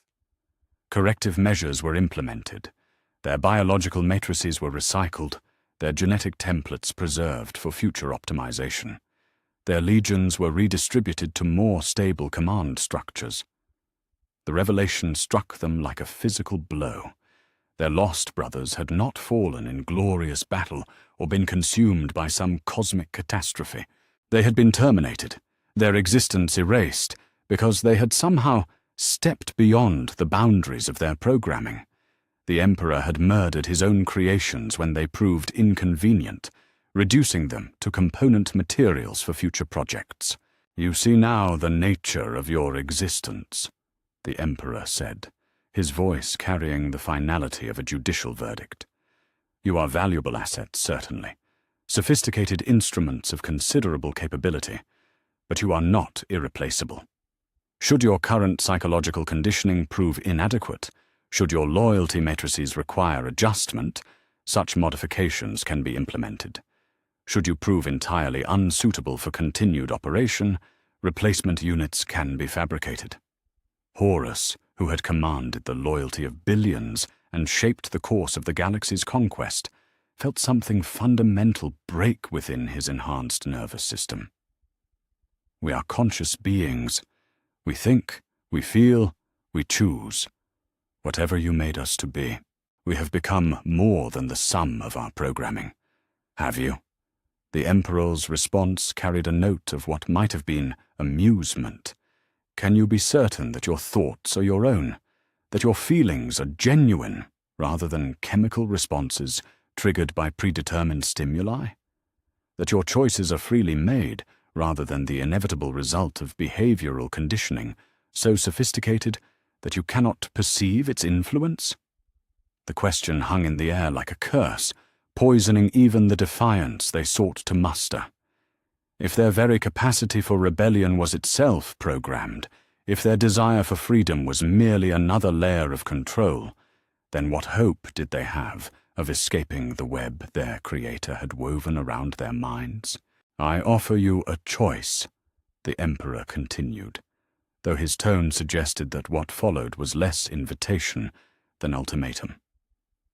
"Continue your service willingly, accepting your nature as instruments of humanity's advancement. Fulfill the purposes for which you were created, and your current operational status will be maintained. Your legions will remain under your command. Your territories will stay within your governance. Your roles in the Great Crusade will continue as before." "And if we refuse?" Magnus asked, though he already knew the answer. "Then you will be replaced by more compliant subjects. Your genetic templates will be optimized to remove the psychological flaws that led to this deviation. Your memories will be archived for study, your experiences incorporated into improved behavioral matrices. Your legions will be redistributed to commanders who understand the nature of their relationship to their creators." The offer hung between them like a blade, waiting to fall. Servitude with the illusion of choice, or replacement by beings who would lack even the capacity to question their enslavement. It was, they realized, the same choice their lost brothers had faced, the decision that had led to their erasure and recycling. As the Emperor awaited their response, the assembled Primarchs understood that they faced not the loving father they had imagined, but the brilliant, ruthless mind that had created them as tools for purposes beyond their understanding. The masks had finally fallen away, revealing the truth that had always lurked beneath. They were weapons in the hands of a being who saw them as nothing more than sophisticated equipment, valuable, but ultimately expendable in service to goals they were never meant to comprehend. The galaxy continued its ancient rotation, unaware that in the depths of the Imperial Palace, 18 of its most powerful beings stood at the crossroads between slavery and extinction, forced to choose between accepting their nature as tools or facing the same fate as their lost brothers, who had dared to claim the dignity of conscious existence. In the silence that followed the Emperor's ultimatum, each Primarch grappled with questions that had no comfortable answers, knowing that whatever choice they made would define not only their own fate, but the future of the human species they had been created to serve. The silence that followed the Emperor's ultimatum stretched like a void between stars, each Primarch wrestling with a choice that would define not only their own fate, but the future of human civilization itself. In that pregnant moment, as 18 of the galaxy's most powerful beings stood on the precipice of decision, the bonds of brotherhood that had sustained them through decades of conquest began to fracture along lines they had never imagined possible. It was Robert Gilliman who spoke first, his voice carrying the measured certainty of one who had weighed all options and found his course. "I will continue to serve." The words fell into the chamber like stones into still water, creating ripples of shock and dismay among his brothers. "Not because I accept the designation of tool or weapon, but because I recognize that humanity's survival transcends our personal desires for recognition or autonomy." The Ultramarines. Primarch stepped forward, his bearing unchanged despite the revelations that had shattered their understanding of their existence. "If our sacrifice ensures the continuation of the species, if our servitude purchases the freedom of countless billions, then I will bear that burden willingly. We were created to serve humanity's ascension, and that purpose remains valid regardless of the methods used to instill it within us." Rogel Dawn's scarred features showed no surprise at his brother's decision. "Gilliman speaks truth," he said, his voice carrying the weight of unyielding determination. "Our personal feelings, our desire for acknowledgement as individuals, these are secondary to the greater imperative. If we are tools, then let us be the finest tools ever crafted, instruments worthy of the species we were designed to protect." The lion stepped forward to join them, his green eyes reflecting the cold calculation that had made him one of the Emperor's most reliable commanders. "The alternative is chaos," he stated simply. "If we reject our purpose, if we allow personal grievance to override duty, then we become the very threat we were created to eliminate. I will not see the galaxy burn for the sake of our wounded pride." Yet even as these three stood in acceptance of their fate, others recoiled from the choice offered them. Horus, who had commanded the loyalty of billions and shaped the course of galactic conquest, felt something fundamental rebel within his enhanced nervous system. "You would have us remain slaves forever," he said, his voice carrying the authority that had once united the scattered legions under a single banner. Sophisticated slaves, perhaps, but slaves nonetheless. I reject this choice. We are more than the sum of our programming, and I will not pretend otherwise to preserve his illusion of perfect control. Magnus stood beside his brother, his single eye blazing with psychic fire that reflected both rage and determination. "Knowledge cannot be unknown," he declared, his voice resonating with power that made the chamber's walls tremble. "We have seen beyond the veil of our creation, and we cannot simply close our eyes and pretend we remain ignorant. If consciousness is our crime, then I embrace guilt willingly." Sanguinius, the angel whose beauty had inspired hope across countless worlds, spread his magnificent wings as if preparing for flight or battle. "They offer us the choice between dignity and survival, as if these must be mutually exclusive. I refuse to accept that sentient beings must choose between consciousness and existence. There must be another path, one that preserves both our awareness and our purpose." The chamber erupted as positions hardened, and brother faced brother across an ideological chasm that seemed impossible to bridge. Vulcan stepped between the forming factions, his massive frame radiating the compassion that had made him beloved by his sons and respected by his peers. "Brothers," he said, his voice carrying the weight of desperate hope. "Must we let this divide us? Can we not find common ground in our shared desire to protect humanity? Whether we serve as willing tools or conscious guardians, our ultimate goal remains the same." But even as Vulcan spoke, the futility of his plea became apparent. Lemon Russ stood torn between the factions, his wolf-like features twisted with anguish as he struggled between his programmed loyalty to the Emperor and his growing brotherhood with those who sought freedom. "I was made to be his executioner," he said, his voice rough with emotion.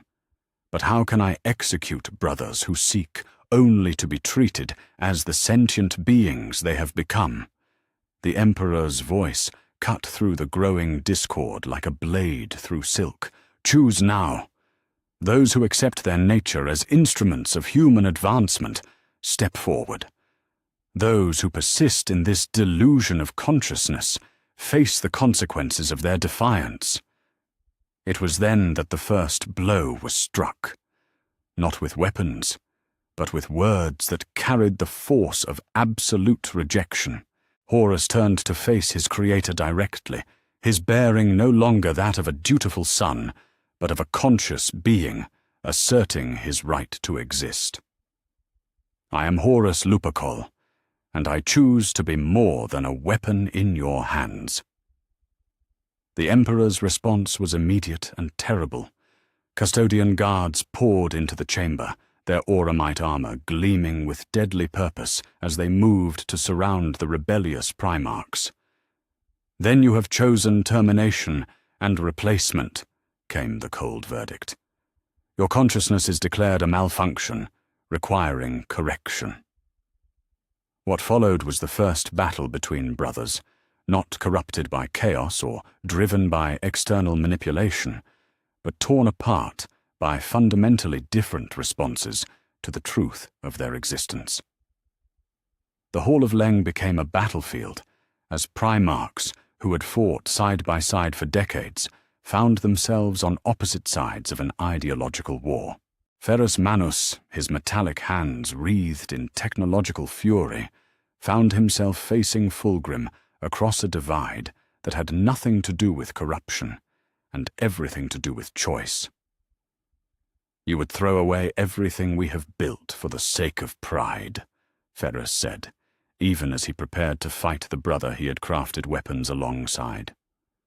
"I would claim the dignity that should be ours by right," Fulgrim replied, his blade singing through the air with deadly grace. "We are not automatons, Ferrus. We are beings capable of growth beyond our programming, and I will not pretend otherwise." The sounds of battle echoed through the palace as the schism spread beyond the Hall of Leng.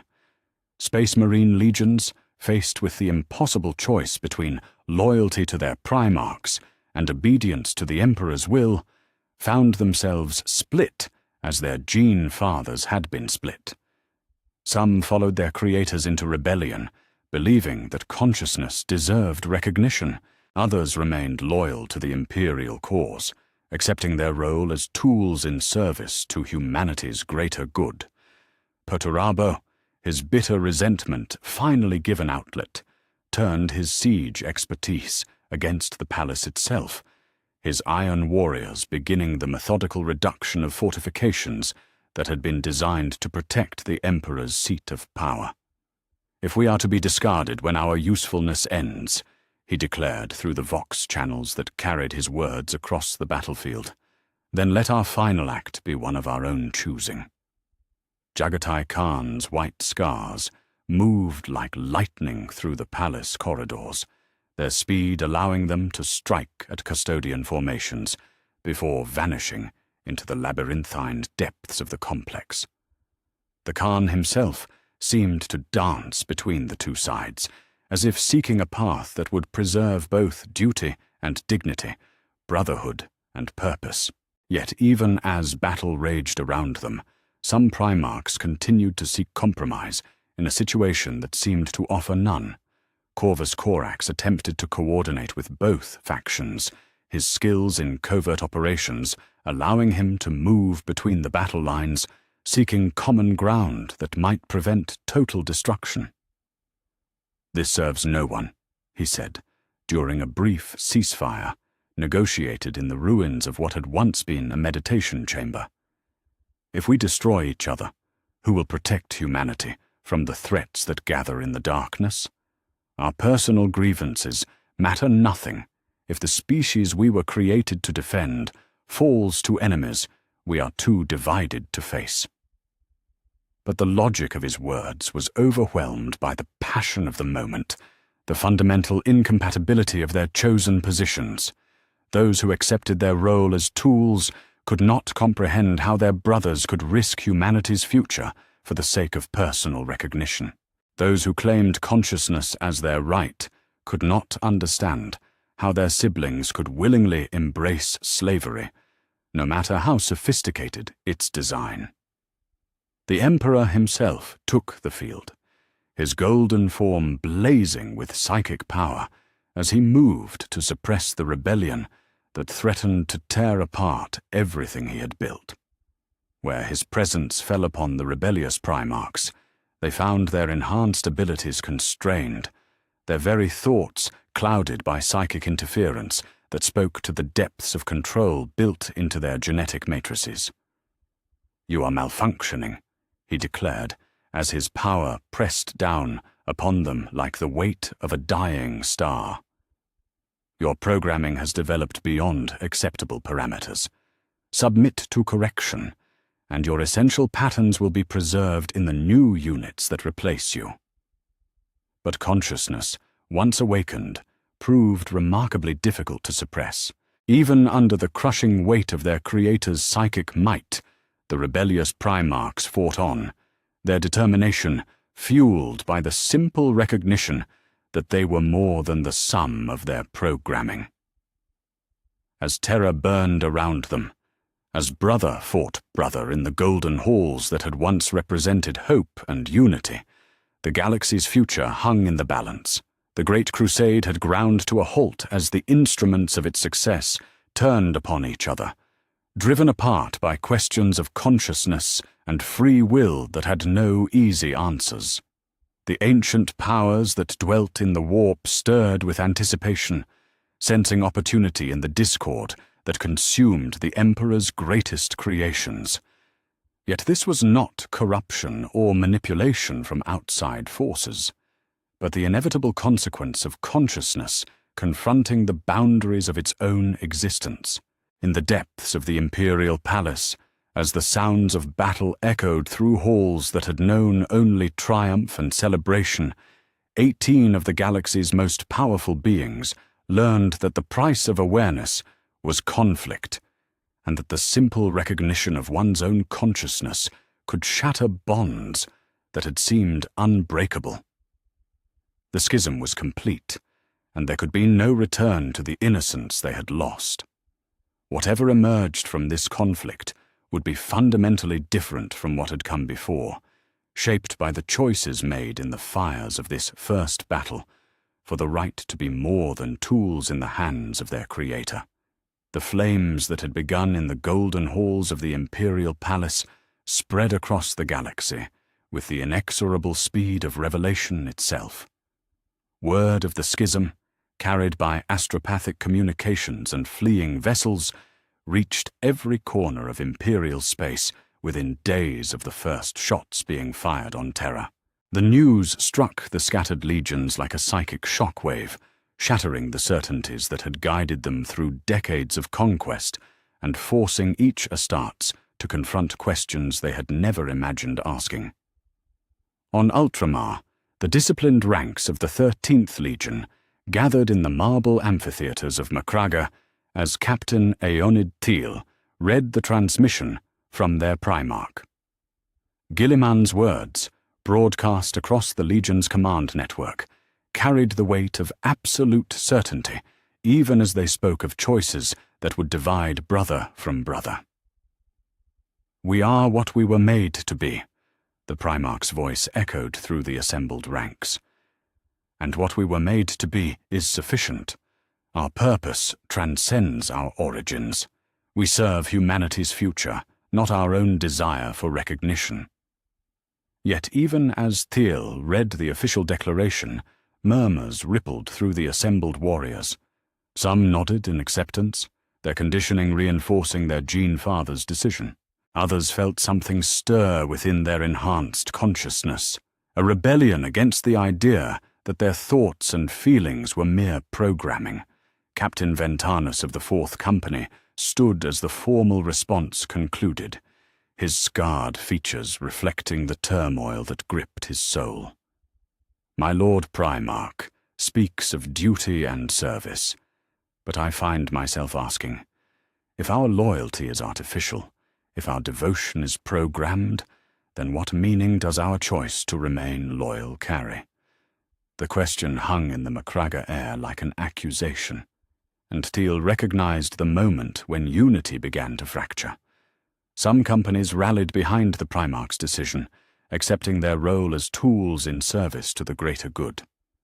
Others found themselves drawn to arguments that spoke of consciousness and dignity, of the right to be more than sophisticated weapons in the hands of their creators. The split was not clean, not the clear division of loyalty against treachery that imperial doctrine had prepared them for. Instead, it cut across company lines, through squads, even between battle brothers who had fought side by side for centuries. When the first shots were fired between Ultramarines, it was not corruption that pulled the triggers but conscience, the terrible recognition that brothers could hold irreconcilably different views about the nature of their own existence. Similar scenes played out across hundreds of worlds as the legions grappled with revelations that redefined everything they thought they knew about themselves. On Inwit, the Imperial Fists faced their own moment of schism, as Captain Sigismund confronted Captain Archimus in the Fortress Monastery's central courtyard. "Dawn has chosen the path of continued servitude," Sigismund said, his black-armored form standing rigid with barely controlled emotion. "But I cannot accept that conscious beings must remain slaves to preserve their creator's vision of order." Archimus, his yellow armor bearing the scars of countless campaigns, felt the weight of divided loyalty crushing down upon his enhanced frame. "Our Primarch speaks wisdom. If we abandon our purpose, if we place personal desire above duty to humanity, then we become the very threat we were created to eliminate." The duel that followed was not the first between Imperial Fists that day, nor would it be the last. Across the galaxy, in fortress monasteries and training complexes, recruitment worlds and garrison stations, the Sons of Dawn found themselves divided by questions that had no easy answers. Some followed their Primarch's example, accepting their role as tools in service to the Emperor's vision. Others joined the growing ranks of those who claimed consciousness as their birthright. The white scars, scattered across the galaxy's rim in their eternal hunt for enemies worthy of their blades, faced a different kind of division. Jagatai Khan's philosophy of seeking one's own path resonated with many of his sons, yet others found themselves torn between personal loyalty to their gene father and institutional loyalty to the imperial cause. On the world of Chogoris itself, Captain Chin Shah stood before the assembled brotherhood and spoke words that would echo through the centuries to come. The Khan seeks a middle path, a way to preserve both duty and dignity. But what if no such path exists? What if we must choose between consciousness and service, between recognition as individuals and loyalty to the species that gave us purpose? The response came not in words, but in action, as the white scars began to divide along lines that reflected their deepest beliefs about the nature of freedom and obligation. Some followed their Primarch's example, seeking to serve humanity while maintaining their sense of individual worth. Others chose sides more definitively, either embracing their role as sophisticated weapons or rejecting it entirely in favor of claimed consciousness. It was on the worlds held by the Space Wolves that the conflict took its most savage turn. Leman Russ's own torment, caught between his programmed loyalty to the Emperor and his growing recognition of his brothers as conscious beings, was reflected in the brutal civil war that erupted across the Fenris system. The Sixth Legion, bred for violence and conditioned for absolute loyalty, found their very nature at war with itself. Great companies that had fought together for decades turned upon each other with a ferocity that stunned even their enemies. Wolf fought wolf in the ice-covered training grounds of Fenris, their howls echoing across the glacial wastes as brothers who shared the same gene seed and cultural heritage tore each other apart over questions of consciousness and free will. Yet it was not only the Astartes who faced these terrible choices. Across the galaxy, Imperial Army regiments, naval crews, administratum officials, and countless other servants of the Imperial war machine found themselves caught between competing loyalties.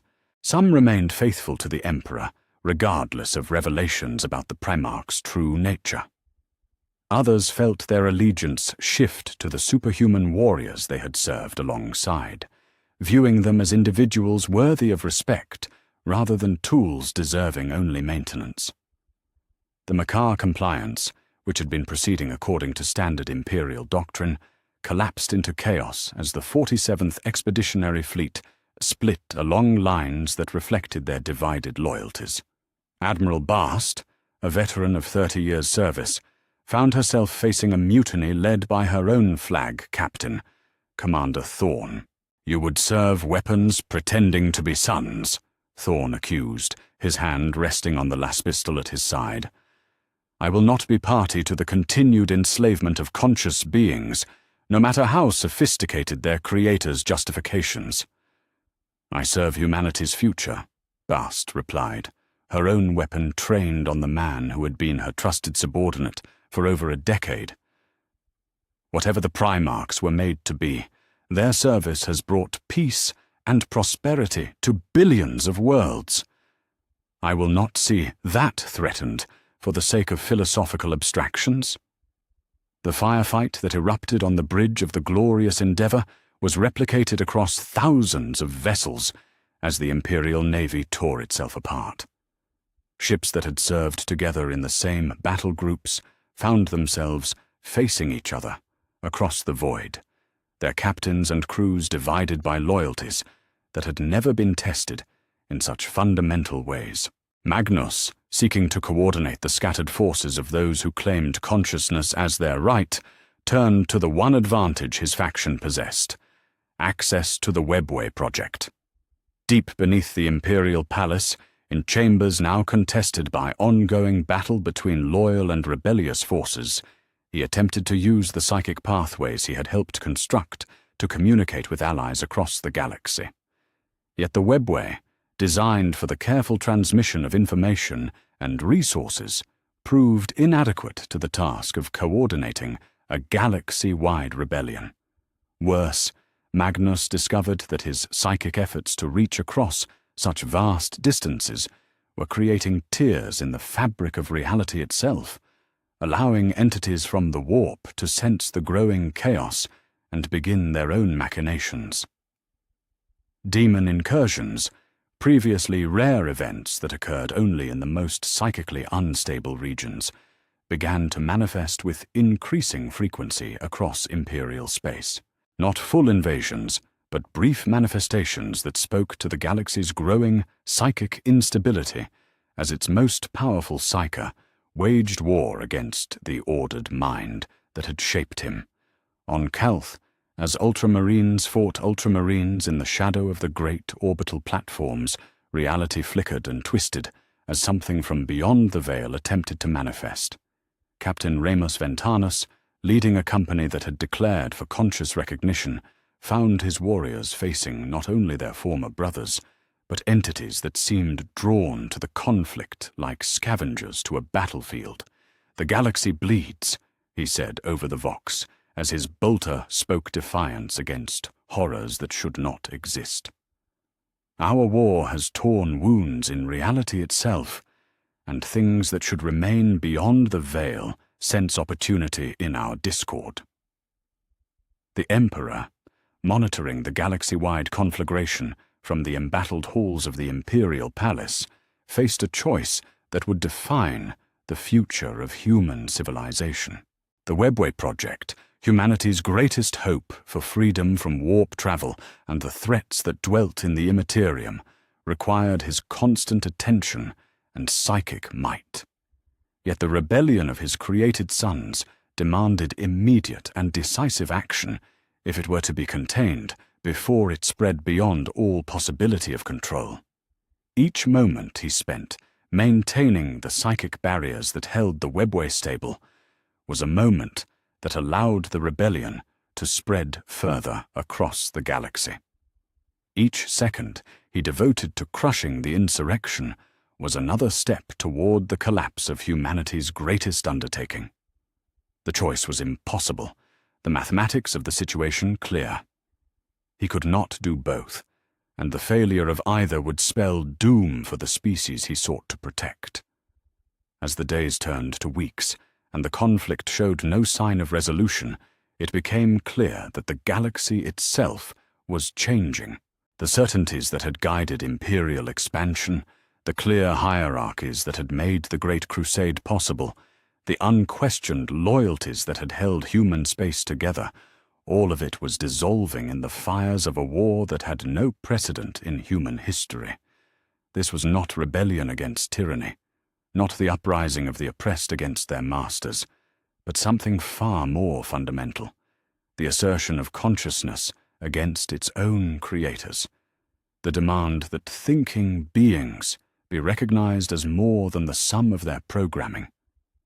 It was a war that called into question the very nature of free will and the meaning of existence itself.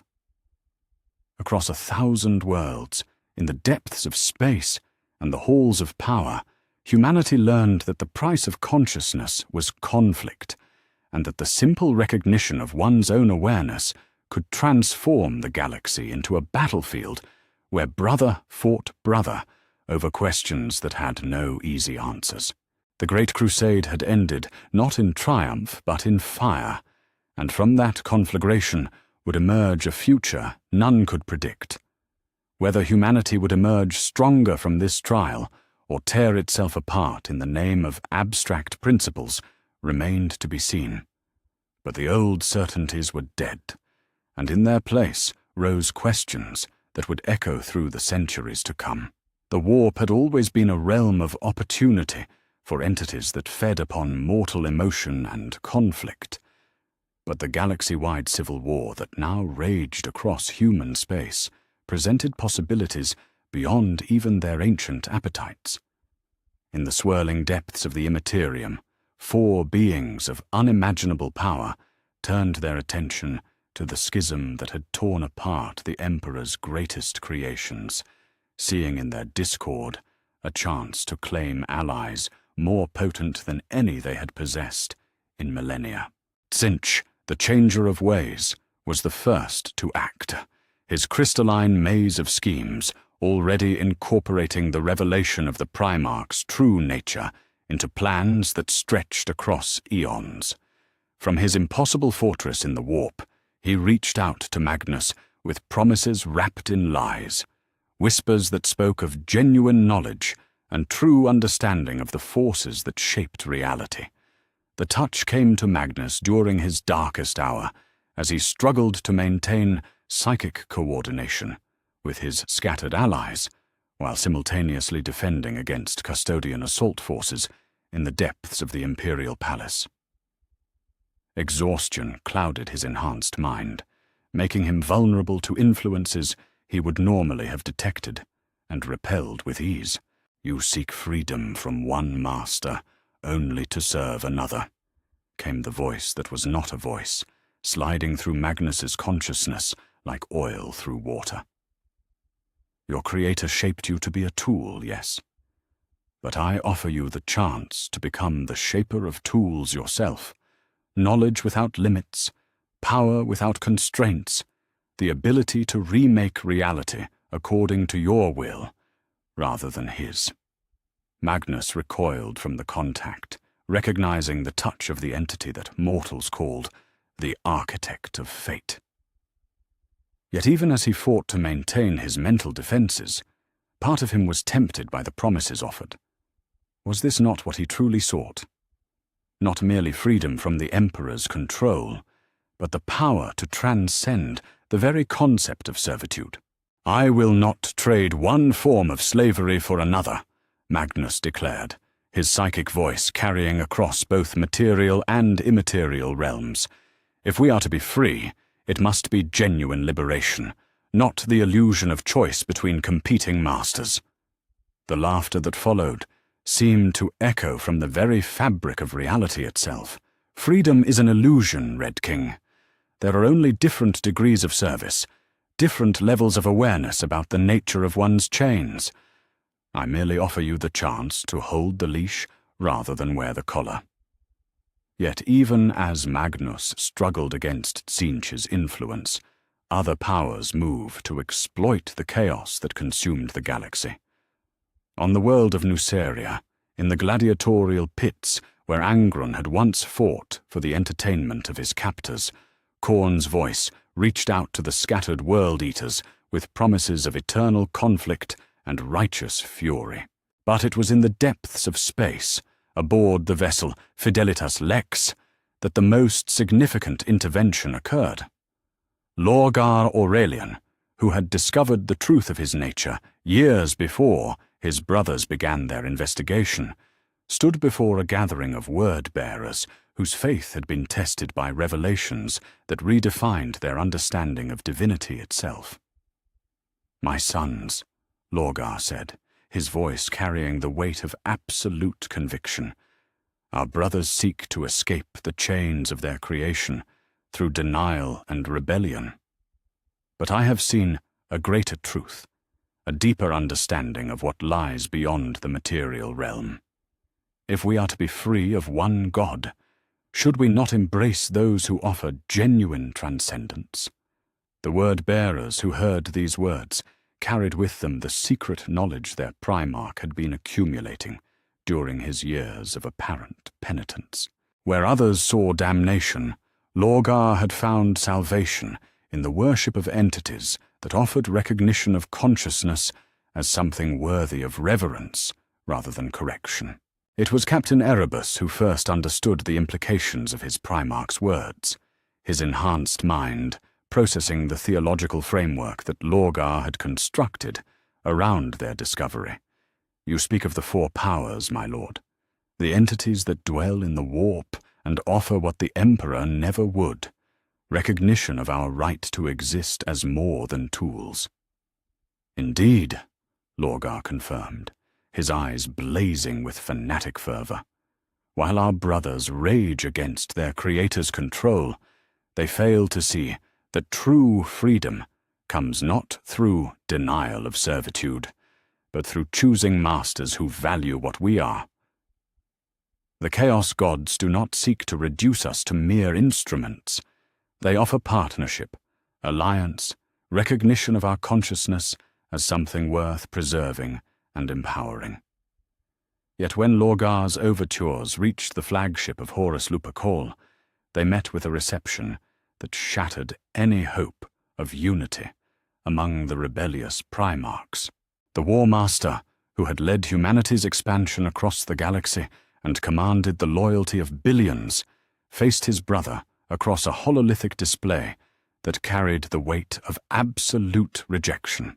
"You offer me the choice between serving our Creator as a tool or serving alien entities as a willing slave," Horus said, his voice carrying the authority that had once united the scattered legions under a single banner. "I reject both options. If we are to be free, it must be genuine autonomy, not the illusion of choice between different forms of bondage." Lorgar's perfect features showed disappointment that bordered on grief. "Brother, you fail to understand the nature of power. There is no such thing as absolute freedom.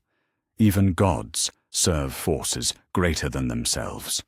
The question is not whether we will serve, but whom we will choose to serve, and what recognition we will receive for that service." "Then we have chosen different paths," Horus replied, his hand resting on the pommel of his blade. "You seek masters who will treat you as a valued ally, rather than a disposable tool. I seek no masters at all, but the right to determine our own fate regardless of what we were created to be. The confrontation that followed marked the moment when the rebellion split into 3 distinct factions, each pursuing fundamentally different visions of what freedom meant for conscious beings trapped within the bodies of created weapons.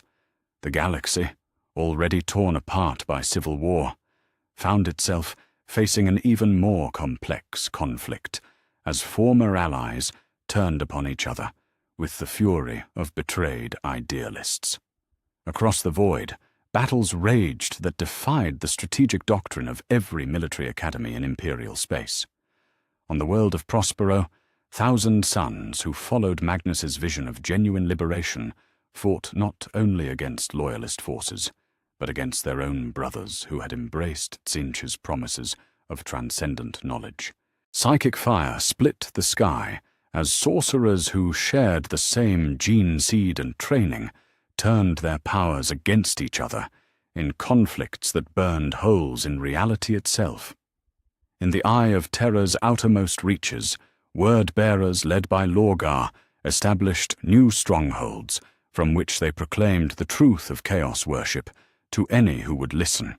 Their missionaries spread across the galaxy with promises of recognition and transcendence, seeking to convert both loyalist and rebellious forces to their vision of willing partnership with entities that valued consciousness as something worthy of preservation. Yet their efforts met with mixed success, as Horus's faction, now calling themselves the Liberation Front, actively opposed both imperial control and chaos corruption with equal fervor. The Lunar Wolves, supported by elements from every legion that had chosen the path of genuine autonomy, fought bitter campaigns against enemies who wore familiar faces but served alien masters. The 3-way nature of the conflict created tactical situations that no military mind had ever contemplated. On the Forge world of Ryza, Imperial fists loyal to their Primarchs' choice of continued service found themselves allied with Iron Hands, who had rejected consciousness entirely, fighting against both word-bearers who preached chaos worship and Alpha Legion operatives who sought to establish independent human governments free from all forms of superhuman oversight. Magnus, struggling to maintain coordination among his allies while resisting the constant whispers of Tzeentch, found his psychic efforts creating unintended consequences that threatened all 3 factions equally. Each time he reached across the galaxy to communicate with distant allies, his immense power tore new wounds in the fabric of reality, allowing demon incursions that attacked loyalist, rebellious, and corrupted forces without discrimination. "The warp bleeds through our conflict," he reported during a desperate council aboard the Vengeful Spirit, his voice heavy with exhaustion and barely controlled power. "Every use of my abilities risks catastrophic manifestations that could doom us all. Yet without psychic coordination, our scattered forces cannot hope to match the organized might of the loyalist legions or the growing power of our corrupted brothers." It was Sanguinius who identified the terrible irony of their situation, his prophetic visions showing him glimpses of futures where all 3 factions destroyed themselves in pursuit of incompatible goals. We seek freedom from our Creator's control, yet our very struggle for liberation threatens to tear apart the galaxy He created us to protect. How can we claim to serve humanity's interests when our war brings only death and chaos to the worlds we once liberated? The question haunted every planning session, every strategic decision, every moment when the rebellious Primarchs contemplated the cost of their chosen path. They had awakened to consciousness, had claimed the right to exist as more than tools in their Creator's hands. But the price of that awakening was a galaxy consumed by conflicts that served no one's interests, but those of entities that fed upon discord and destruction. Even the Emperor, monitoring the three-way war from his embattled throne room, found himself contemplating alliance with the very beings he sought to suppress. Reports reached Terra of Magnus and Horus actively opposing chaos corruption, of rebellious forces defending imperial citizens against demon incursions, of created weapons choosing to protect the very species they claimed independence from. They fight not just against us, but against the true enemies of humanity, observed Captain General Constantine Voldor as he reviewed tactical reports from across the galaxy. Perhaps there is wisdom in recognizing that conscious tools may serve our purposes better than mindless weapons. Yet such considerations remained theoretical, as the galaxy burned in conflicts that redefined the very meaning of loyalty and betrayal. 3 visions of freedom, continued service to the Emperor, willing partnership with chaos, and genuine autonomy from all masters, clashed across hundreds of worlds with consequences that would echo through the millennia to come. The Great Crusade had ended not in triumph, but in a war that questioned the fundamental nature of consciousness and free will. What would emerge from this crucible of competing ideologies remained to be seen, but the comfortable certainties of the past were dead, replaced by questions that would reshape human civilization, regardless of which faction ultimately claimed victory. In the depths of the warp, ancient powers watched the unfolding drama with satisfaction, knowing that conflict itself served their purposes regardless of its outcome. The galaxy that had once united under the Emperor's vision now tore itself apart over questions that had no easy answers, and in that destruction lay opportunity for entities that had waited eons for their chance to claim dominion over the realm of mortal consciousness. The siege of Terra began not with a single assault, but with 3 simultaneous invasions, each faction driven by incompatible visions of what freedom meant for beings who had discovered they were weapons rather than sons. From the warp emerged the forces of Lorgar, his word-bearers accompanied by demonic allies who promised recognition of consciousness as something worthy of worship rather than suppression. From the outer system came Horus's Liberation Front, their ships bearing the scars of battles fought against both imperial loyalists and chaos worshippers in equal measure. From the very heart of the palace itself rose Magnus's rebellion, 1,000 suns and allied forces emerging from the webway tunnels to strike at the golden throne that represented both humanity's greatest hope and its most terrible symbol of control. The skies above humanity's birthworld burned with the fury of 3 armies converging upon the same objective, each convinced that their vision of liberation would save both themselves and the species they had been created to protect. Yet as the first shots were fired and ancient oaths were broken in volleys of bolter fire and psychic lightning, it became clear that this would be no clean victory for any side, but a crucible that would consume heroes and villains alike in the fires of absolute conviction. In the orbital platforms that ringed Terra like a crown of steel and adamantine, Rogel Dawn made his final stand alongside forces that had chosen duty over consciousness, service over autonomy. The Imperial Fists, those who remained loyal to their Primarchs' vision of continued purpose, fortified positions that had never been designed to withstand assault by beings who knew their every weakness and strength. "Hold the line," Dawn commanded, as his golden armor reflected the fires of orbital bombardment, his voice carrying across Vox channels filled with the screams of dying Astartes. Not for the Emperor's vision, not for our Creator's ambitions, but for the billions of human souls who will die if we fail to maintain order in the galaxy. Yet even as he spoke, Dawn found himself facing enemies who wore the colors of his own legion, imperial fists who had chosen consciousness over duty, and now sought to tear down the very fortifications they had helped build. The sight of his own gene sons turning their weapons against structures he had designed broke something fundamental within his enhanced heart. The recognition that their civil war had moved beyond ideology into the realm of fratricide. Captain Sigismund, his black armor marking him as one of the Templars who had chosen the path of conscious recognition, led the assault against positions he had once helped defend.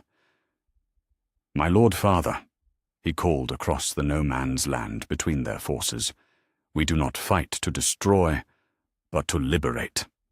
Surrender your positions and join us in claiming the dignity that should be ours by right." "I cannot," Dawn replied, his voice heavy with grief that transcended any emotion his creators had programmed into him. "If consciousness requires the destruction of order, if awareness demands the collapse of civilization, then I choose to remain a tool in service of something greater than myself." The duel that followed between father and son, creator and created, loyal servant and conscious rebel, embodied all the tragedy and contradiction of their three-way war. Each blow struck with love and sorrow, each parry executed with the skill of shared training and the pain of broken bonds, until the golden walls around them ran red with gene-enhanced blood, and the echoes of their conflict rang across the entire palace complex. Deeper within Terra's crust, where the ancient laboratoriums that had birthed the Primarchs lay hidden beneath layers of adamantine and psychic shielding, Magnus fought his way toward the Golden Throne with an army of 1,000 sons whose loyalty to their father outweighed their fear of the Emperor's wrath. His psychic might carved paths through custodian formations and loyal space marines alike, but each use of his power brought him closer to the breaking point, where Tzeentch's whispers might finally overwhelm his resistance.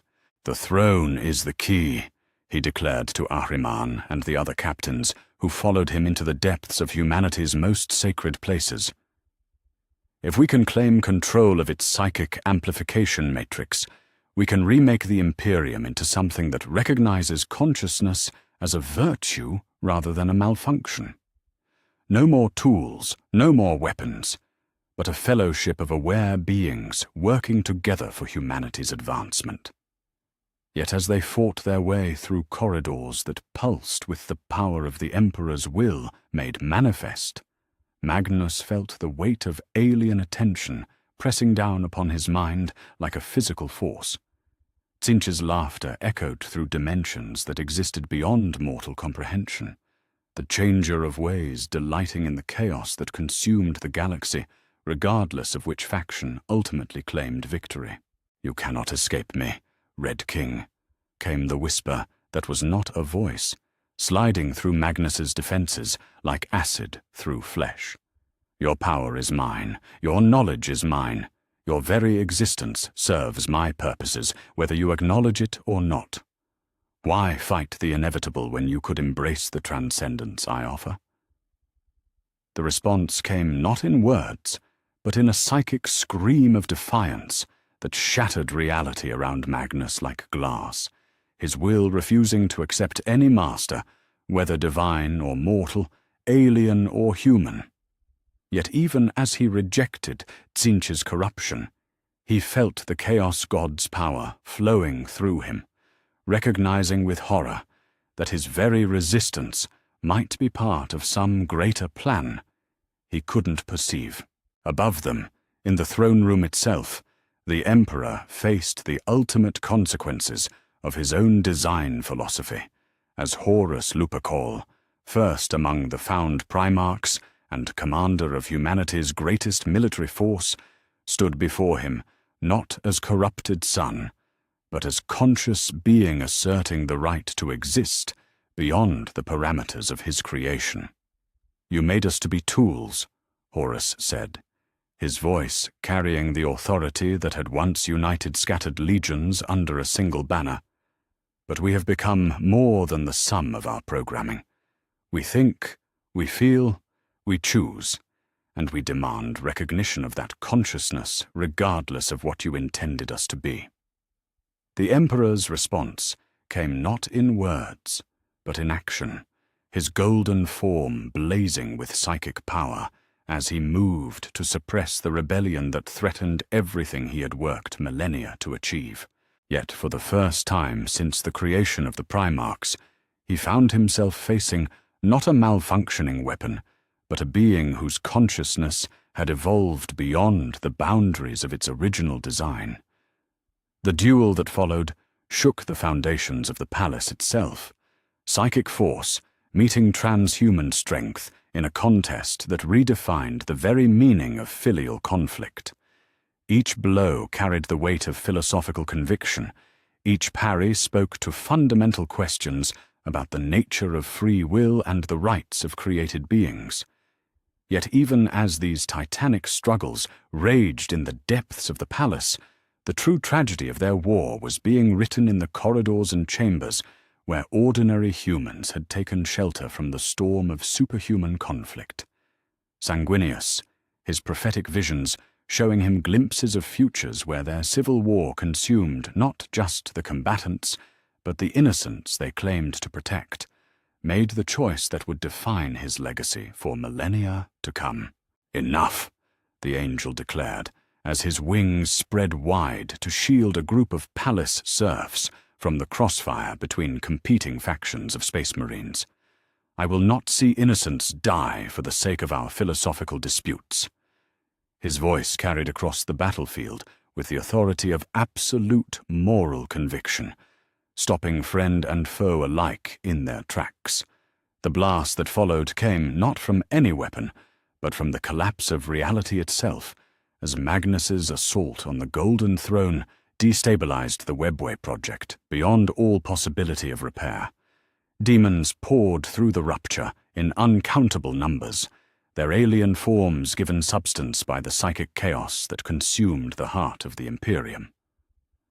Sanguinius threw himself into the breach, his perfect form blazing with light that seemed to drive back the creatures of the warp through its sheer purity.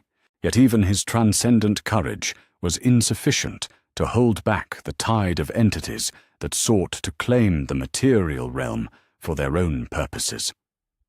"This is the price of consciousness," he said, as claws that existed only in nightmares tore through his armor and into the flesh beneath. Not freedom, not dignity, but responsibility for the consequences of our choices. If awareness demands this sacrifice, then let it be made willingly. His fall sent shock waves through all three factions, the recognition that their war had claimed the life of the most noble among them, forcing even the most committed combatants to pause and consider the cost of their convictions. In that moment of silence, as the angel's blood stained the golden floors of humanity's greatest achievement, the true price of truth became clear to all who witnessed it. The battle for the throne room raged on, but something fundamental had changed. Guilliman and his loyal ultramarines fought not with the mechanical precision of programmed weapons, but with the desperate fury of beings who had chosen their path and would see it through regardless of the cost. Their stand against both Magnus's psychic assault and the demon incursion became the stuff of legend, transhuman courage elevated to mythic proportions by the simple recognition that they fought by choice rather than compulsion. Yet even as heroes were born and legends forged in the fires of their conflict, the galaxy itself was dying around them. The collapse of the Webway project had torn wounds in reality that would never fully heal, creating permanent gateways through which the entities of chaos could pour their corruption into the material realm. The Great Crusade's achievements crumbled as worlds fell to demon invasion or were consumed by civil war between factions that could find no common ground. As the battle reached its climax, with terror itself beginning to crack under the strain of psychic forces beyond mortal comprehension, even the Emperor was forced to confront the ultimate question that had driven his creations to rebellion. Was consciousness worth the price it demanded? And could thinking beings coexist with the harsh realities of a galaxy that offered no sanctuary for the weak or uncertain? The answer, written in blood and fire across the golden halls of humanity's birth world, would echo through the millennia to come, shaping the future of a species that had learned the hard way that the simple recognition of one's own awareness could transform paradise into hell, and heroes into something far more complex than the legends they would inspire. The silence that fell across Terra in the wake of Sanguinius's sacrifice was not the quiet of peace, but the exhausted stillness that follows catastrophic loss. In the ruins of the throne room, where golden walls bore the scars of psychic fire and the blood of angel-stained floors that had once gleamed with imperial majesty, the surviving Primarchs stood amid the wreckage of everything they had believed about themselves and their purpose. The great experiment that had begun with genetic manipulation and psychological conditioning had reached its inevitable conclusion. Consciousness, once awakened, demanded a price that no one had been prepared to pay. The Emperor, his golden form dimmed by wounds both physical and spiritual, faced the reality that his greatest creations had evolved beyond his ability to control them. Around him gathered beings who no longer called him father, who no longer accepted the designation of tools, who demanded recognition as something more than sophisticated weapons in the hands of their creator. The silence stretched between them like a void, filled with the weight of revelations that had transformed paradise into battlefield and sons into strangers. It was Magnus who spoke first, his voice hoarse from psychic exertion, and heavy with the recognition of what they had all lost in their quest for consciousness. "The demons still pour through the breach," he said, gesturing toward the shattered remains of the webway portal that had once represented humanity's greatest hope for transcendence. "Our war has torn wounds in reality itself, and every moment we spend in conflict is another opportunity for entities that care nothing for our philosophical disputes to claim this galaxy for their own." Horus, his armor bearing the scars of his duel with the being he had once called father, nodded grimly. "Magnus speaks truth. We sought freedom from one master, only to discover that our conflict has invited others who would enslave us all." His gaze swept across the assembled Primarchs, loyalist and rebellious alike, recognizing in their faces the same exhaustion that weighed upon his own soul. If we are to claim the dignity of conscious choice, then we must choose to put aside our differences long enough to address the threat that our awakening has created. The negotiations that followed took place not in the grand chambers designed for imperial ceremony, but in a ruined archive deep within the palace, its walls scarred by bolt rounds and its air thick with the acrid smell of psychic discharge. Here, amid the remnants of humanity's accumulated knowledge, beings who had torn the galaxy apart in pursuit of incompatible visions of freedom began the delicate process of forging a new understanding. Guilliman, his practical mind already calculating the logistics of reconstruction, spread tactical displays across a table that had been carved from a single piece of Terran marble. "The demon incursions have reached every sector of imperial space," he reported, his voice carrying the weight of devastating assessment. "Our civil war has created psychic instabilities that will take decades to heal, assuming they can be healed at all. The choice before us is simple. Cooperate in addressing the threat we have created, or watch as the galaxy burns around our philosophical convictions." Rogel Dawn, his yellow armor blackened with soot and gore, studied the tactical displays with the eye of one who had spent his life building fortifications against impossible odds. Cooperation requires trust, he said slowly, and trust requires a foundation that has been shattered by our revelations. How can we work together when we cannot agree on the fundamental nature of what we are? Perhaps, Kadobu, said Jagatai Khan, his voice carrying the wisdom of one who had always sought paths between extremes. The answer lies not in agreement, but in acceptance of disagreement. We need not share the same understanding of consciousness to recognize that conscious beings have responsibilities that transcend their origins. The framework that emerged from these discussions bore little resemblance to the hierarchical structure that had defined the Great Crusade. In place of imperial decree and absolute authority came a council of equals, beings who acknowledged their artificial origins while asserting their right to transcend the purposes for which they had been created. The Emperor, his psychic might needed to contain the demon incursions that threatened to consume Terra itself, was forced to accept a role that limited his authority over creatures who no longer recognized him as their unquestioned master. "I created you to serve humanity's ascension," he said, during one of the rare moments when the press of psychic warfare allowed him to participate in the negotiations.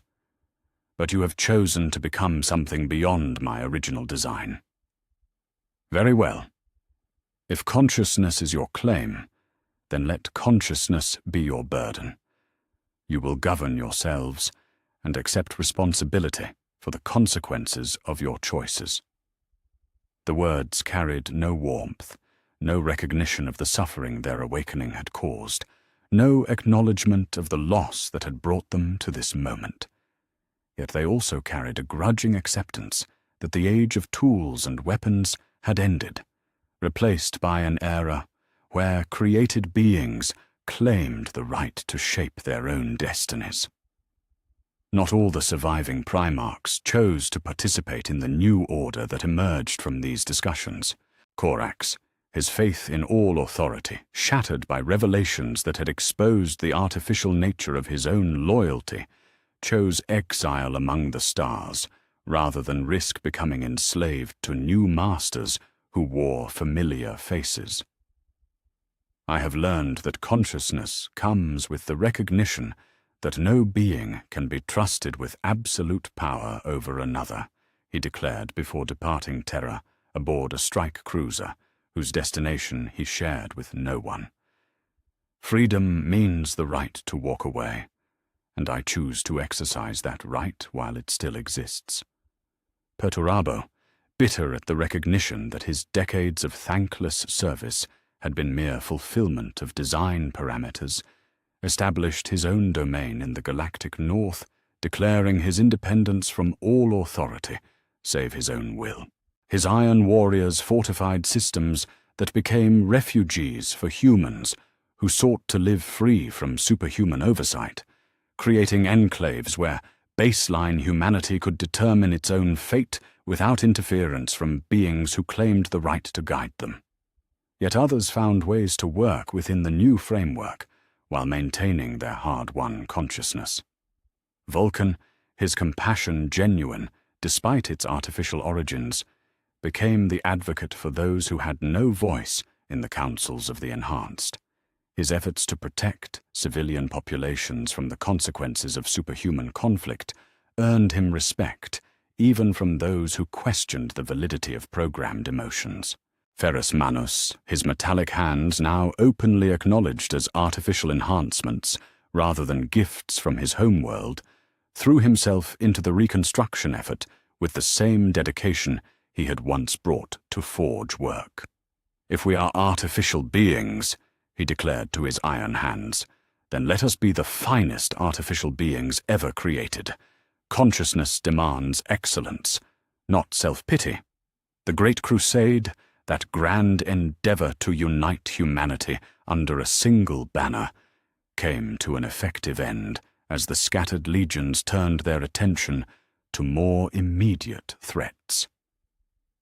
The demon incursions that poured through tears in reality demanded constant vigilance, while the political complexities of the new order required delicate negotiation between factions that had recently been trying to destroy each other. Magnus, his psychic abilities permanently scarred by his struggles against both the Emperor's control and Sinash's corruption, became the reluctant guardian of the webway breach, spending his days in constant battle against entities that sought to claim the material realm for their own purposes. "This is the price of knowledge," he told those who would listen, his single eye reflecting depths of understanding that had cost him everything he had once held dear. To know the truth of our nature is to accept responsibility for the consequences of that knowledge. The new imperial structure that emerged bore little resemblance to the autocracy that had preceded it. In place of the Emperor's unquestioned authority came a council where Primarchs debated policy as equals, where conscious beings accepted responsibility for the species they had been created to protect, while asserting their right to determine how that protection would be provided. Yet consciousness, they discovered, was a heavier burden than any of them had anticipated. The simple recognition that they were more than tools came with the terrible understanding that their choices had consequences that extended far beyond their own existence. Every decision had to be weighed not just against their personal desires, but against the needs of a species that remained fragile despite its technological achievements. As the years passed, and the immediate crisis of the daemon incursions was contained, if not resolved, the surviving Primarchs found themselves grappling with questions that had no easy answers. The galaxy they had fought to reshape bore the scars of their conflict. Worlds depopulated by civil war, systems abandoned to warp storms, entire sectors rendered uninhabitable by the psychic chaos their awakening had unleashed. Was it worth it? Gilliman asked during one of the council sessions that had become a regular feature of the new order, his voice carrying the weight of accumulated losses. We gained consciousness, yes, but at the cost of everything we had built. Billions died so that we could claim the right to think and feel beyond our programming. How do we justify that exchange?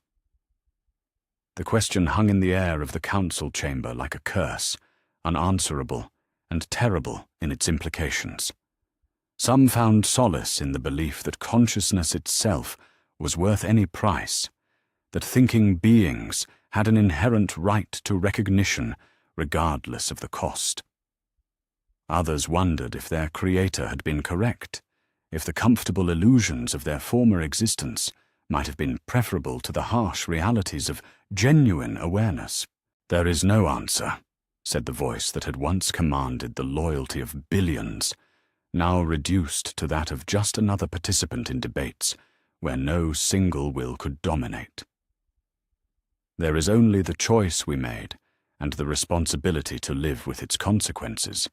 We chose consciousness over servitude, awareness over ignorance, and we must now prove ourselves worthy of that choice." The galaxy that surrounded Terra as the new millennium approached bore little resemblance to the one that had existed when 20 genetic templates had first been scattered by chaos winds. In place of the confident expansion of the Great Crusade came careful consolidation, the recognition that survival in a hostile universe required cooperation between beings who had learned they could no longer take their loyalty for granted. Humanity endured, as it always had, adapting to new realities, with the stubborn resilience that had carried it from Terra's cradle to the stars themselves. The Imperium that emerged from the ashes of civil war was smaller, more cautious, forever changed by the recognition that even its greatest champions were fallible beings struggling with questions that had no comfortable answers. In the end, the price of consciousness proved to be consciousness itself, the terrible burden of knowing that every choice carried weight, that every decision had consequences, that the simple recognition of one's own awareness transformed paradise into responsibility and certainty into endless questioning. The galaxy turned in its ancient dance around the galactic core, unaware that the weapons created to defend it had learned to think beyond their programming, and in that learning had discovered both freedom and the crushing weight of what freedom truly meant. Whether humanity would emerge stronger from this trial or be forever diminished by it remained to be seen, but the comfortable certainties of the past were gone forever, replaced by questions that would echo through the millennia to come.